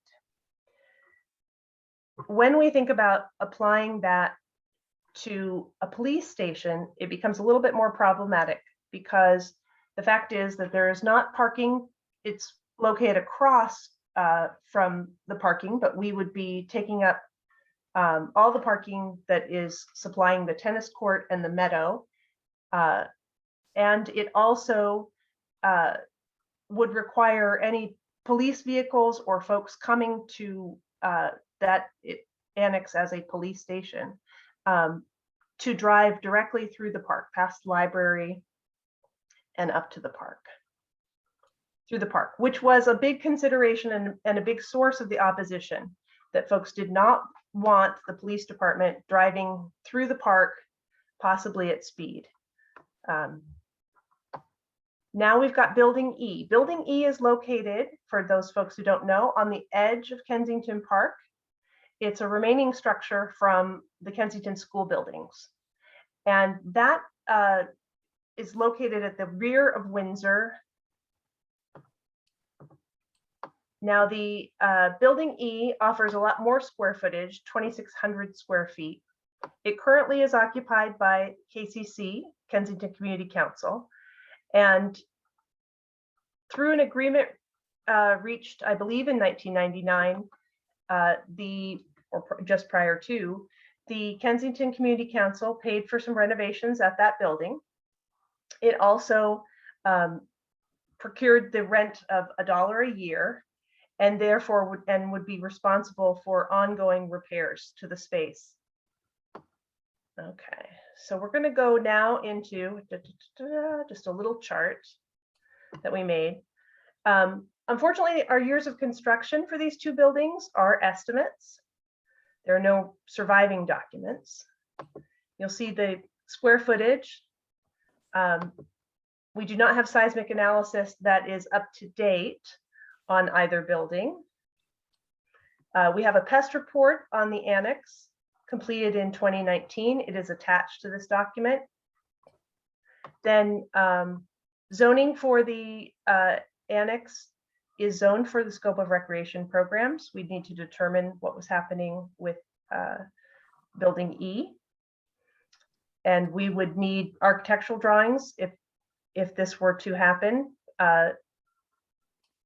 2 bathrooms are in each facility, and costs are currently unknown when we talk about exploring this a bit further.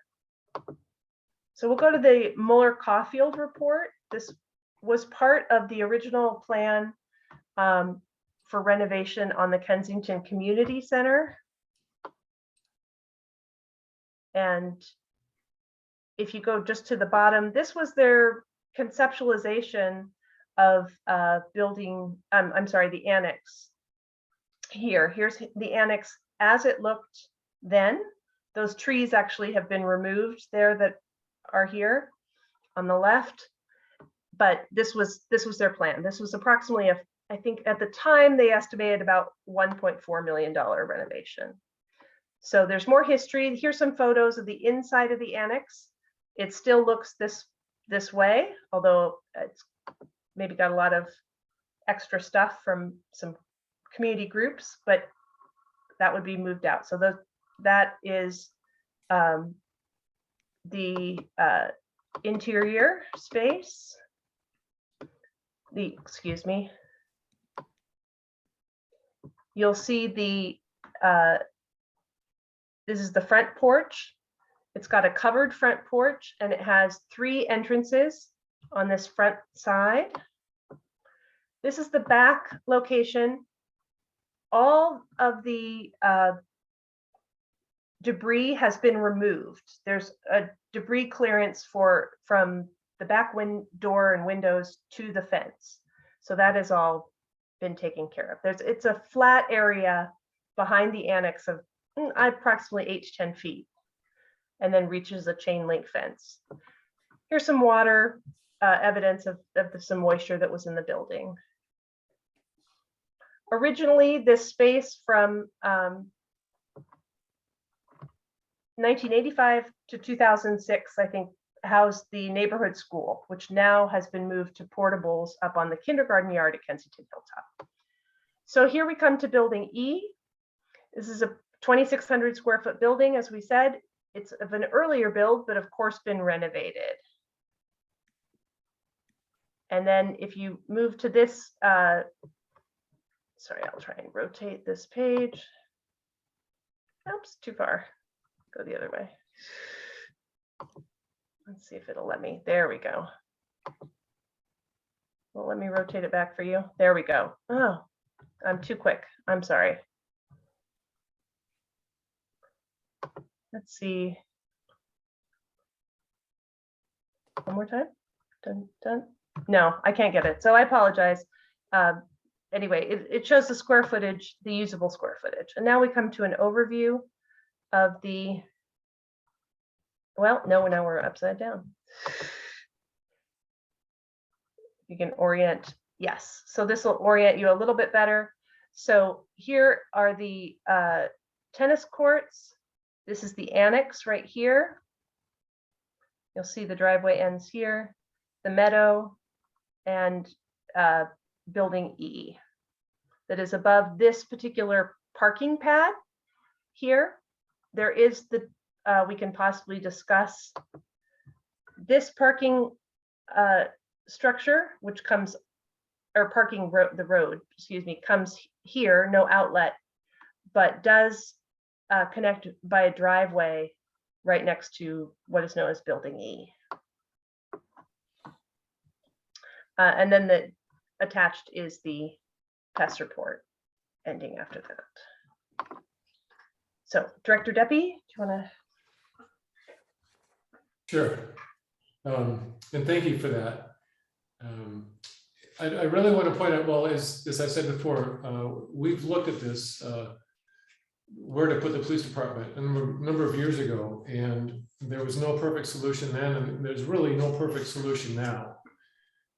I think no matter what what decision is made, someone's going to be unhappy. It's not going to make everybody happy. And I think the important part also is that we need to do something. We've looked at this a long time. We've thought about it. We've looked at alternatives. We spent a fair amount of time on one commercial property, and that didn't work out. And I don't think waiting any longer is going to surface some alternatives magically that we hadn't thought about. People have been thinking about this and looking at this for a long time. So again, no matter what we do, where we put the police, I think given the limited space and limited options, something's got to give. And this seems like a fairly reasonable compromise. I think it's great that the district staff would be in the park. I've advocated for that for a long time. I think that would be really good for visibility on what's going on in the park. The police are centrally located. There's some challenges in getting the police cars out, but I think that can be dealt with. But given the alternatives, I think this is really worth looking into because it is a solution. At least on paper, it works as far as square footage and location. Again, not everybody's going to be happy with it, but I think it's well worth looking at because it is a solution. It's on property that we own. We're utilizing our assets. The police have a home. The KSAP programs have a home to work out of, and our district staff has a home. So I want to thank Director Sheriff's Watch. He did a lot of this work, and I'm not really sure what else to say, but again, except that there's no perfect solution. There might not even be a great solution, but I think this is an acceptable solution that's worth looking into. And if someone else has another idea, I think that's it's worth listening to. But we've heard all the ideas, we've looked at them, and none of them really, I think, would come as close to this as solving enough problems to make it worth considering.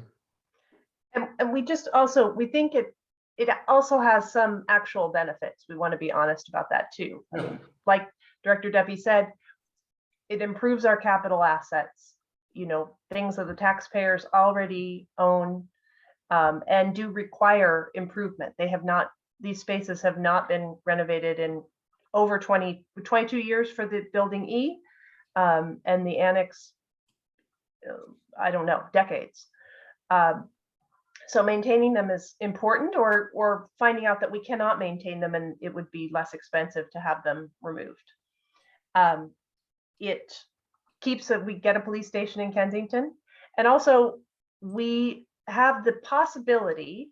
Now this is the exploration part, where I'm going to suggest to the board that you authorize further exploration in possibly having the general manager hiring architects for architectural analysis and seismic engineers to determine seismic suitability. And the fact is that we could give the recreation programs through KCC, which we value greatly. We know they serve a lot of people, a brand new space or improved space. We could give the police a new and renovated space, we believe, at hopefully what would be an acceptable cost, not anywhere near millions for this board, which we know we don't have as a district. And that we could, keep costs under control, because there are some big ones coming up. Building E requires at least $20,000 in renovations, I think, that have probably not occurred during COVID, maybe more. Plus, there are new regulations requiring authorization and coverage of all employees that deal with children under the new law, and that requires live scans and FBI profiles of every employee that works with children, which is going to be a big expense for KCC or, whoever provides community programs for children. So, and we have more expenses, of course, running a police department. So that's an overview. We'd love to take questions from the board and from the community. Okay, I'm going to open up to the board for board members to ask questions or provide comments.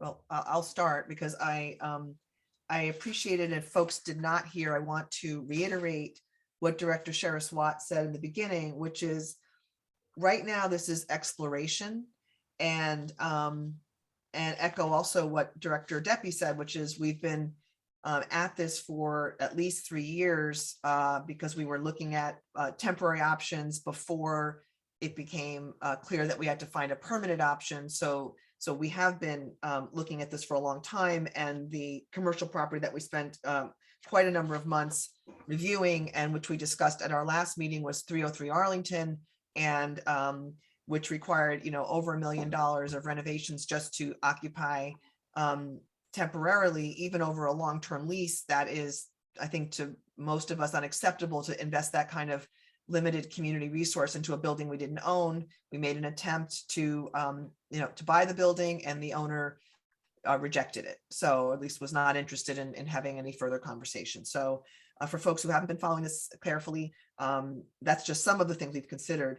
I would like to also point out that the East Bay Mud properties, which Director Deppie brought to our attention quite some time ago, or sometime recently, we're still looking into that, what the possibilities might be. And if I understand correctly, they had a very formal process to be able to discuss these kinds of things with them. General Manager Benson has gone through that, and we are hoping to hear more about that.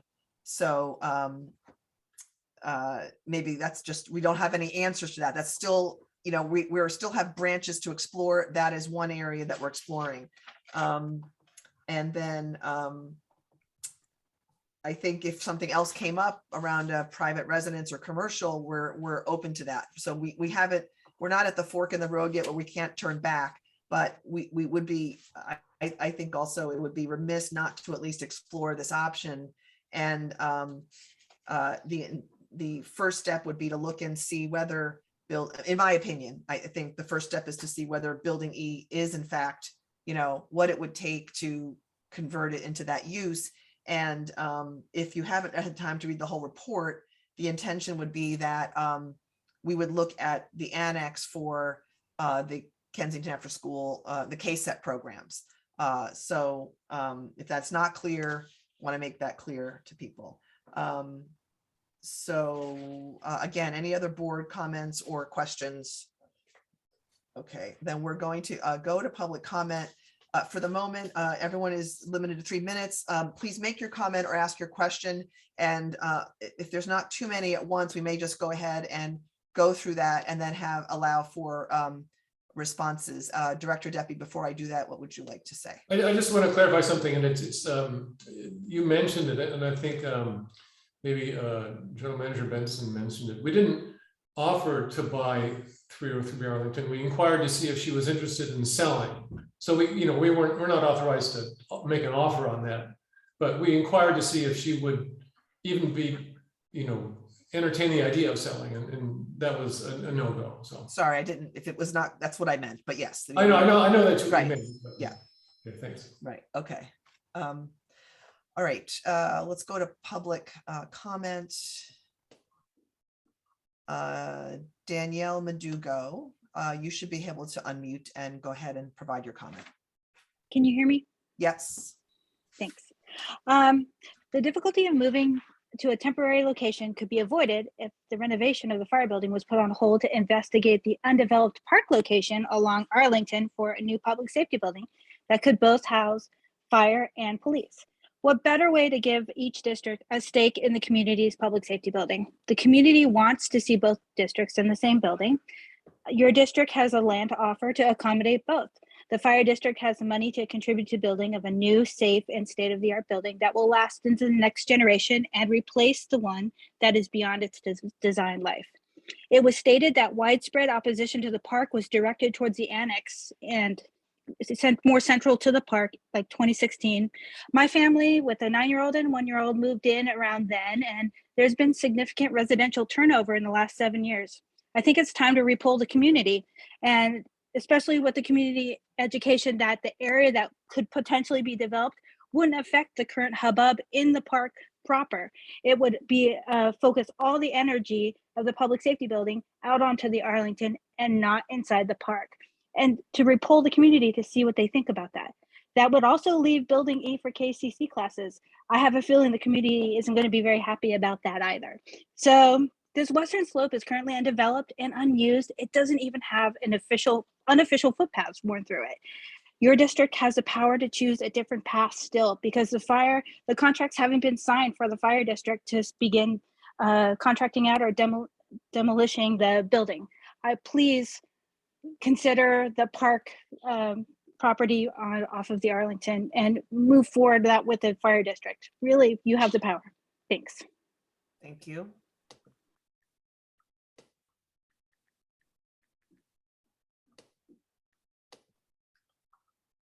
Steve Simran or potentially Shelley, you should unmute. Hi, this is Steve. I just have a couple of questions. Since I know that the Meadow is a very popular place for people to get together, as particularly at the end of the workday, is there any thought been given to any changes that might be necessary in the roadway going up either to Building E or the annex, particularly for the police to get in and out of Building E? And what about parking? I know Windsor and Kenyon, I guess, are the two other streets coming up from the south leading up to Building E. I imagine the neighbors in those streets are going to have something to say about this. Has any thought been given to any of that? Thank you. Thank you. If you don't mind, if it's okay with everyone, we'll answer questions maybe after we take all comment. Okay, sure. If that's okay. Gail Feldman, you should be able to unmute. Thank you, Sylvia. Yes, I'm speaking actually at this point on behalf of the Kensington Property Owners Association. Our president, Rob Furman, couldn't be available tonight. So our main concern in regards to the development continues to be around, really what the districts can afford to do. And, none of this, we continue to ask both boards to look at, a joint combined financial analysis of how this is going to impact the Kensington taxpayers in the long run, and your budgets, of course, as individual districts. And I think before you can move forward on, and totally recognizing that you do not have a lot of choices, at least that we know of at this point. And this is the second time you've been down this road of looking at alternative sites.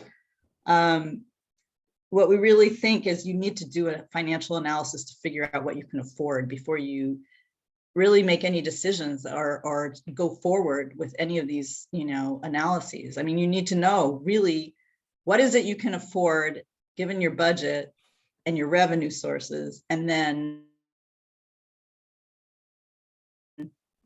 things. I mean, the idea of building a road from Building E, while that might seem like the solution, is it even possible? And then what would it cost? And where's that money going to come from? So I think, to be really honest, you just need to be very upfront. And I really, again, we go back, we did get some response to our citizens forum from the fire board, although it seemed like they missed most of our points, but we would really like to hear from you as well. But this is really about money and what you can afford, as well as what ideally, is going to work logistically in the park. That seems pretty clear that you're going to need to use one of your properties to build some kind of police headquarters and district offices. And we really just need to see, like, what does this mean for the community as a whole?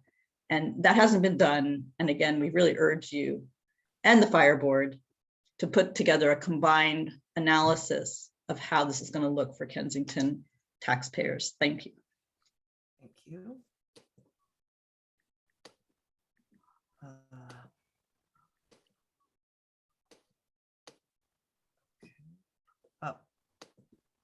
Paul Doro, you should be able to unmute. Thank you, Sylvia. I'm actually weighing in to second what Danielle Madugo said.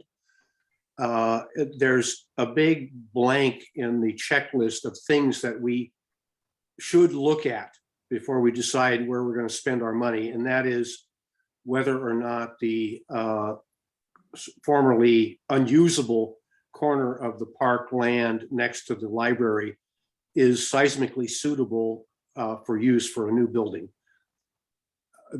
Then secondly, what Gail just said, we need to know what we as a community can afford, not what each of our two artificially divided districts can afford with each their own kind of artificially constructed finances. What can the community afford? What does it want? And those are the two things that I think are just crying out for some recognition on the part of both boards. Thank you.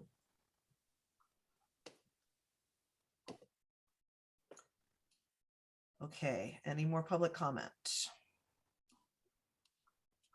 Linda Lipscomb. You should be able to unmute yourself and talk.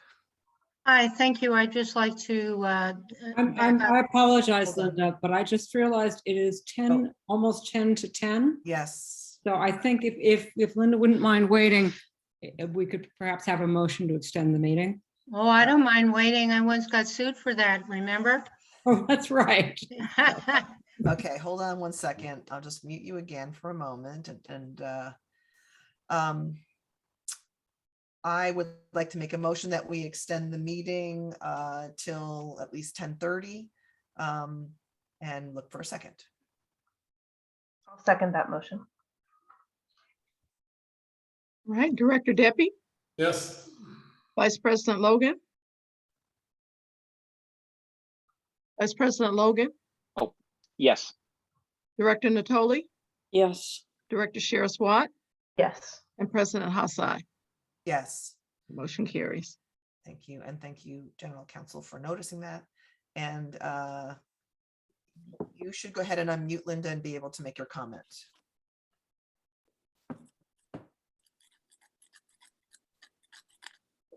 Linda, you can unmute.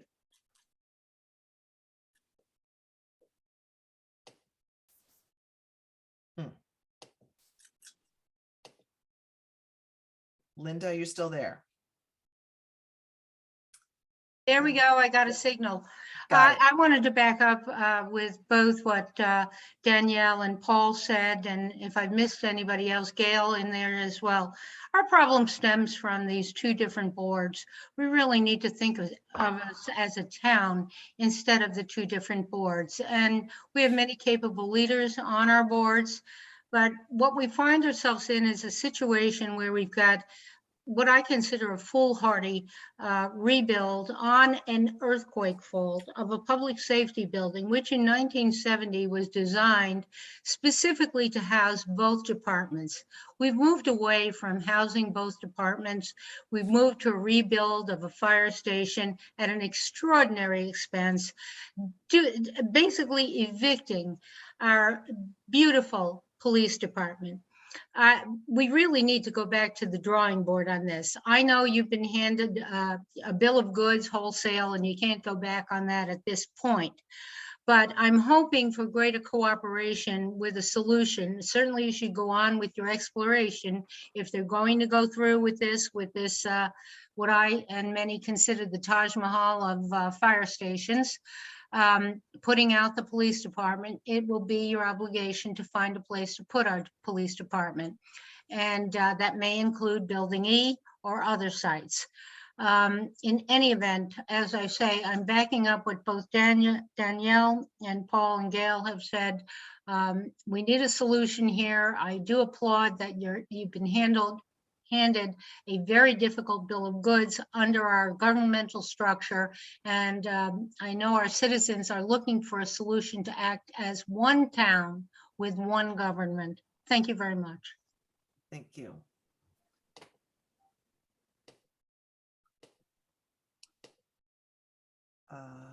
Next individual is General Manager Hansel.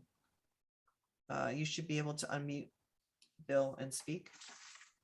Thank you, President Hassai and board directors. I, of course, won't speak to the your own decisions about your agency and the location. I won't even sort of get into the discussion about the occupancy of the current building, but I did want to speak up in terms of to represent from the fire district something that has been discussed about the park location and the reasons why we didn't sort of argue to pursue it further. If you recall, in our joint meeting last year, it was definitely on the table. It had a strong reaction.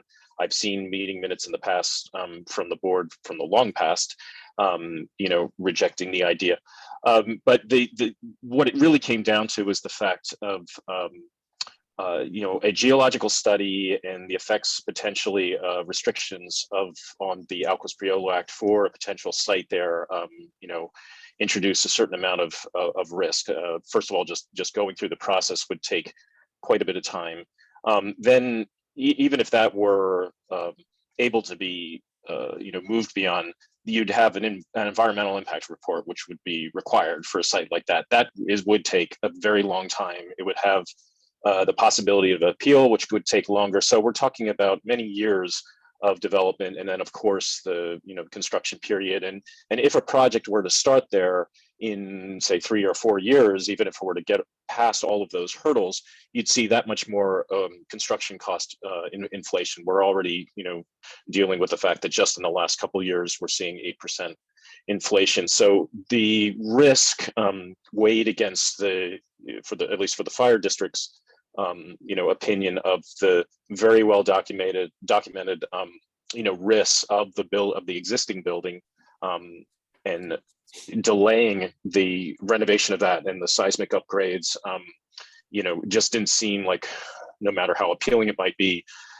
conceptually, it didn't seem like that was really an option. So I just wanted to put that out there, since I think that decision, was a large part of our board's, making the choices that they did. So thank you. Thank you.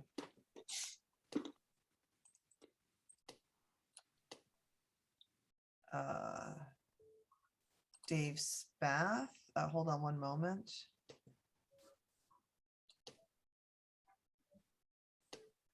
Okay, Dave, you should be able to unmute to make your comment. Thank you, Sylvia. Starting out, there have been comments that there was significant public opposition to building in the unused space in the park next to the Arlington Avenue. That's really not correct. The public was never polled as to whether there was interest in building there with a joint facility. I would agree that there was vocal opposition from a few individuals attending board meetings, and I was there to listen to it, but that does not translate into significant community opposition to that. So I just think we need to correct the record on that. Secondly, I do agree with others that the district has to come forward with a financial plan if they are going to take over Building E and place KCC into the annex. It's not clear to me that the district is indicating that they would renovate the annex to meet the needs of the KCC. If that's the case, then that's something that needs to be financially considered. And secondly, if you're going to be in any of those buildings for the police department, you need to make sure that those buildings, Building E in particular, meets the essential services facility standards, which are significantly improved seismic levels, probably much greater than what Building E has right now. So I would certainly urge a deep look at the financial situation that the district has, and also in conjunction with the fire district to look at a joint effort in assessing the financial needs of both districts and meeting their service obligations. Thank you very much. Thank you. Everyone's allowed one comment per subject. I think, Paul, if your hand is up for the second time, that would violate that option. So I am going to just check in to see if in fact you have not raised. Okay, and last person hand raised is John Gaccioni. You can unmute, John. Yes, thank you. If my memory serves me correctly, I thought one of the issues with building on the south corner of the park along Arlington was that to get a flat building, you'd have to have a very large excavation and move a lot of soil. And also to get a lot of ADA required access, you would have to make an enormous level pad, not to mention provide parking for police cars and personnel. So it would be an enormous construction cost to make that site work. I know it's attractive, but if money is the issue, that particular site would be probably beyond that 13 million we keep hearing about. Thank you. Thank you. Okay, last call for public comment at this time. Okay, go back to board discussion. Director Shearswat. Yeah, if I may, I'll answer a few things and then unless board members want to jump in first. Thank you all for your comments. Hold on one second. Yeah, Linda, if you've already spoken once, I can't ask you to speak again. Sorry. Okay, go ahead. So the benefit of having been at this for 6 years is that I have a lot of history. And so I do appreciate everyone's viewpoint. And we're definitely trying to be as holistic as possible here. So first questions. Opposition to building in the park. There was a meeting, June 24th, 2017, 200 people came. There was a lot of opposition to the cost that was suggested at that time. As I said, 10 to 12 million in 2017 without making traffic improvements. That was a huge part. The other part was we did have considerable pushback. I know not everyone sees our emails or has our interactions, but we did have a lot of folks. We had folks who told us that they would CEQA us out of that project, environmental, look for environmental obstacles. Not that we concede to that, but, and then we had a lot of vocal opposition that didn't want people to take that spare chunk of land. As far as what districts can afford, we're looking at what our district can afford. The fire board needs to look at what they can afford.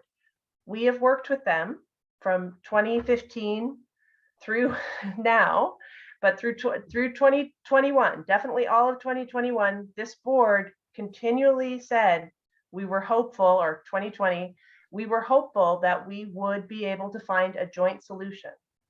At this point, neither of your chiefs, your police chief nor your fire chief, want to be in the same space or believe that the same space is possible.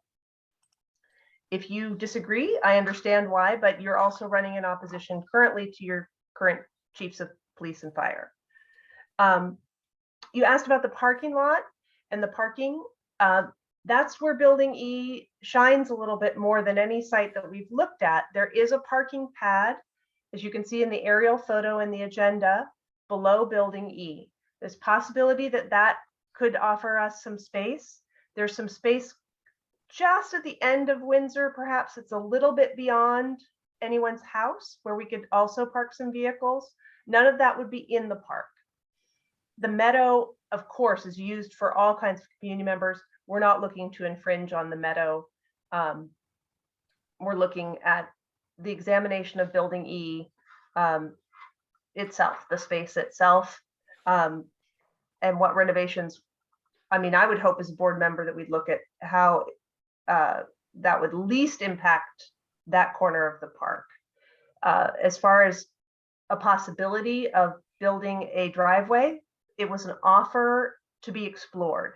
We have no idea what that would cost, and I would like to bring in someone from the county traffic expert, Monish Sen, and have him look at that as part of our exploration. We need to analyze what these things will cost, or the possibility. Before we have a 5-year plan that was prepared for this board last year. We do have some funds, and we want to, I think I would advise this board next to authorize more exploration so we have some idea of the numbers. Because truly our budget is very, very small, but there are some things we can do to probably make this work. And we have to have space for our police department. The community has chosen to have an independent police department. We need to have safe, efficient, adequate housing for those officers and for our district staff. That has to be a priority. And we prioritize that along with providing great recreation programs. And my proposal absolutely, and Director Duffy's proposal absolutely envisions that if this were to be the final outcome, that we would renovate Building E to be a adequate space for police and the KPPCSD administrative, and that we would look at and then renovating the annex as a space for recreational programs, and possibly, you know, the KCC, that's housing located close to our newly renovated community center, which they also utilize during the weekdays. So I hope those answer all the questions. Other board member comment or questions? Director Debbie. I want to address the concerns about, you know, what we can afford, and we don't even have a solution to talk about, let alone can we afford it. So I think we at least have to find some feasible solution and come up with some kind of a cost estimate, because we could spend all day, yeah, we could afford this, we could afford that, but if we don't have a place to put the police department, it doesn't really matter. So I think we have to at least find some kind of a theoretical feasible solution. And of course, we want to keep the costs down, but the first step is to find out even what that would cost. And we don't know that. And that's one of the, what we're proposing, is to at least explore it so we can find out some parameters about what we're talking about. But I think we have to go there to find, again, some solution. As Director Sherriswat says, we need to have a police department located in Kensington. We've got to find something. Yeah, I just want to, I would agree with that, about as far as the notion of putting, you know, prices to things, or what can you afford. I think we need to find some solutions to begin to you know, provide cost, you know, to cost estimate out. And we are very cognizant of keeping costs down from the very beginning. So we are looking at not just solutions, but cost-effective solutions. And you know, that is for all of us as community members. We're not looking to you know, use funds inefficiently. We all pay taxes here. So I guess we need to give direction to our general manager. And as we've said before, there are other items we are still exploring, and we're not at the point yet where we have gone so far down a road that we can't turn around. So I think we are still exploring the East Bay mud properties. And I wonder if General Manager Benson, you could just let us know what you expect to be happening over the next month around that. Yes, related to East Bay mud, we were looking at 2 different locations as possible places where we might place our offices. There is a process at East Bay mud that you have to follow, but I have now received a response from them. The one location, and off the top of my head, I forget which street it is, but the Grizzly Peak possibility, the one up there at the upper reservoir, they have not shut me down on that yet. They wanted more information. I provided them with more information, and that's where we're at there. But that is still a possibility. The other location by the lower reservoir, yeah, and I don't. Is that Beverly, folks? That Beverly, goes down yeah. Beverly Road. Yeah. That's by the Okay. lower reservoir. Yeah, the lower reservoir location, they've said that space is not available, and they won't make that, they can't make that space available for us. But they haven't shut us down totally on the one at the upper reservoir. I think you So- mean Berkeley Park Boulevard, not Beverly. Thank you. Yes. Yes. Oh, yeah, Berkeley Park. yeah. Okay, yes. But so anyway, that's where we're at. We're now into their bureaucracy. They're looking at it. They've asked for more information. We've given them more information. And actually, once we did get through the initial wall, things are moving well. So I expect to hear from them on the feasibility of it. There is a point where if we start moving forward, they do have a fee schedule that the district would have to pay, even for them to make a formal consideration. And that would be something that I would have to address with your board.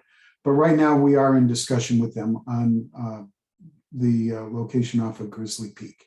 Thank you. And again, to summarize, last week in our last month, excuse me, in our public meeting, the property that's owned by Narcy David down in lower Kensington off of on Calusa Avenue was brought up, and we were told basically, don't call us, we'll call you. But there's been no outreach from anyone related to that property back to us. And I don't know if you know you or Director Natoli might know the square footage of that property. Does anybody know that? I don't know that. Okay. No. All right. And that was, not necessarily viewed as ideal, but we were still pursuing that. So just And- for folks again to go ahead. If I may, I also did reach out to one private residence, and that person didn't throw me out the door, but is not enthusiastic about the idea of us taking that over. Okay. So I just want to, again, show that we are pursuing other options, but I agree with Directors Shariswat and Director Deppie that this is something that we really are obligated to explore further. I think I'd like to authorize the general manager to take some next steps, which seems to me maybe to get an architect involved, some architectural, drawings and assessments, and to begin to solve for some of the issues that have been raised. I think between the chief and the general manager, we have to think about, parking and things like that.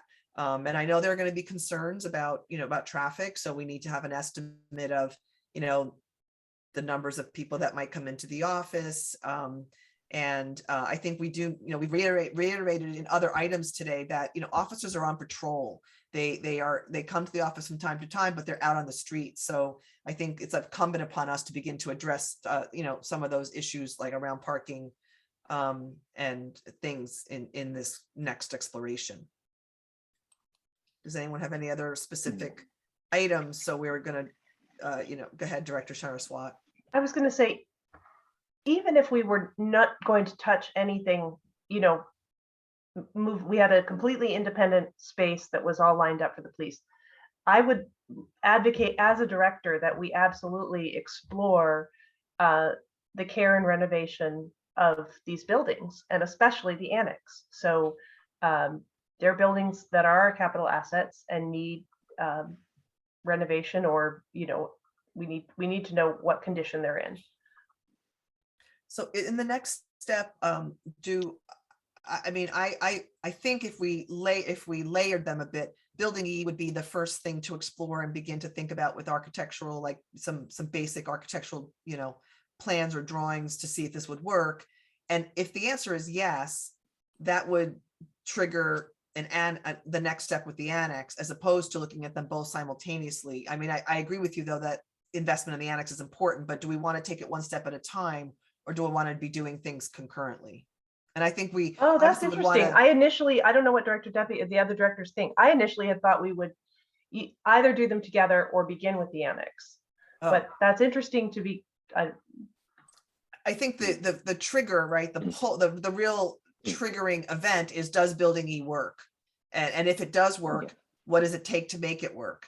I agree that independently I would want to focus on the annex too, but I think at this time our priority is beginning to look at building E to see if it takes the next step, because we would want to be speaking with, you know, the KSEP needs as we look at the annex. And so right now, I think rather than just do a general, I don't know what we would be doing with the annex, you know, how we would be looking at it. So that's what I was thinking. We would start with building E, and then if that continues to look promising, we then take the next step. Maybe it's only a couple of months from now that we then start looking at the annex. And one of the good things about this is it would allow, if those two things were going to happen, it would allow the after school programs to remain going while the annex was potentially renovated, if that was part of the plan, or for us to plan it during a summertime when that building is not used as much. So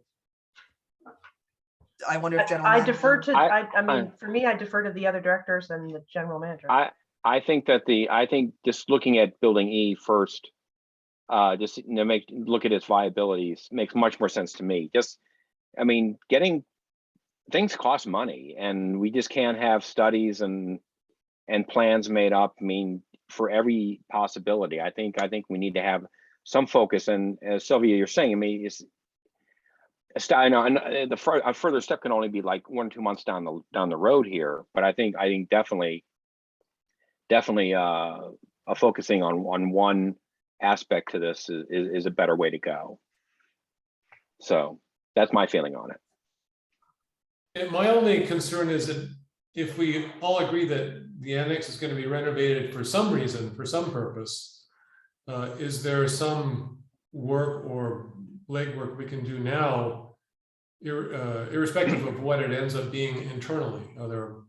Are things that we could do, because it's, you know, just to move it along. So it's not just sitting. If we there may be some base studies, for example, maybe we could defer to the general manager as you're speaking to an architect, for example, without getting into exactly the detail of the renovations for the annex. Maybe there's some baseline work. If they're going to be here anyway, it might be more cost effective to have them do something at the same time, but without going too far down the road on the annex yet, because we want input into what was going to be done with that, if in fact we're going to renovate it for a particular purpose.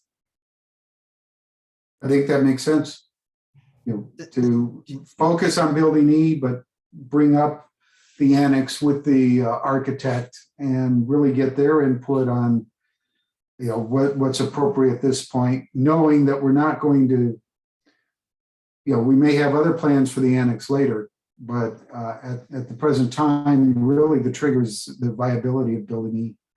But, you know, the annex will be some kind of office space. It's not going to be a police station. We know it's either going to be our district offices or the KSEP or something. Well, also for class, it also could be used for classroom purposes. And so that's where you want input from the KSEP program. So, right. You know, I mean, things like a roof or windows or just general foundational ADA access, that would be universal no matter what we put in there. Right. Or for example, even just looking at the building and saying, is this renovatable, if that's the right verb? Or would it be, just from their opinion, would it be better to think about a wholesale, redo, that they may be able to just give us that general assessment? And if, for example, at some point we proceed to needing a seismic study, well, it wouldn't hurt to do a seismic study of both properties at the same time. So those are the kinds of things where we could try to, defer to the general manager and to these professionals to say what makes sense now and what makes sense to, hold off on. But looking at, both where it's appropriate. As you'll recall, I did have an architect take an informal look at the building along with the other report.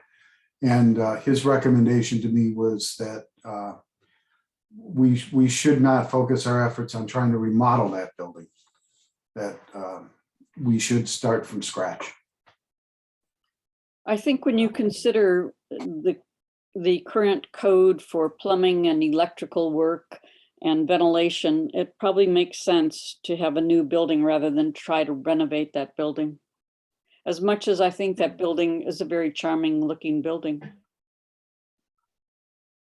Well, I think, we're going to be engaging, that was a sort of informal opinion. We're going to be engaging someone else. So let's get that, let's get a second opinion, as they say. And I think we should, take a formal vote on this. And I think that's what Anne usually recommends when we're taking a decision to proceed with something like this. So does anybody want to make a motion?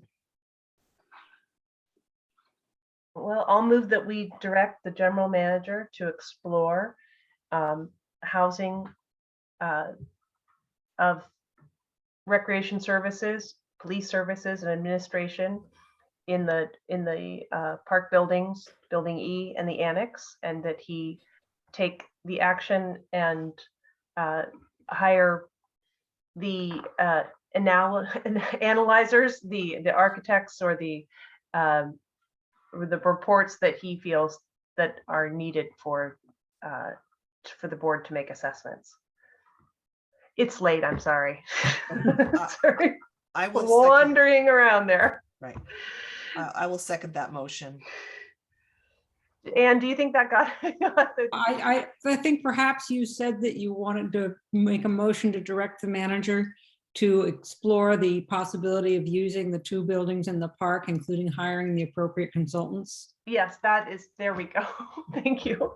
I haven't had dinner yet. It's been. And I seconded the motion. All right, roll call. Director Deppie. Yes. Vice President Logan. Yes. Director Natoli. Yes. Director Shearswat. Yes. President Hassai. Yes. Motion carries 5-0. Okay. We do have 10 minutes left, and this is the time of our agenda where we go to director comments and general manager comments and board correspondence. So any director comments? Okay. General manager comments. None at this time. Thank you. And board correspondence. There's the report that you transmitted. Right, there is a report from KCC. We decided to include that on your board agenda so that we're sure that that gets to your board, as well as giving the public the opportunity to take a look at that. Thank you. And I believe that concludes our meeting for March. We have our next scheduled board meeting on April 14th on 2022. Good evening, and thanks for participating to all of our community members. Good night. Right. Good night.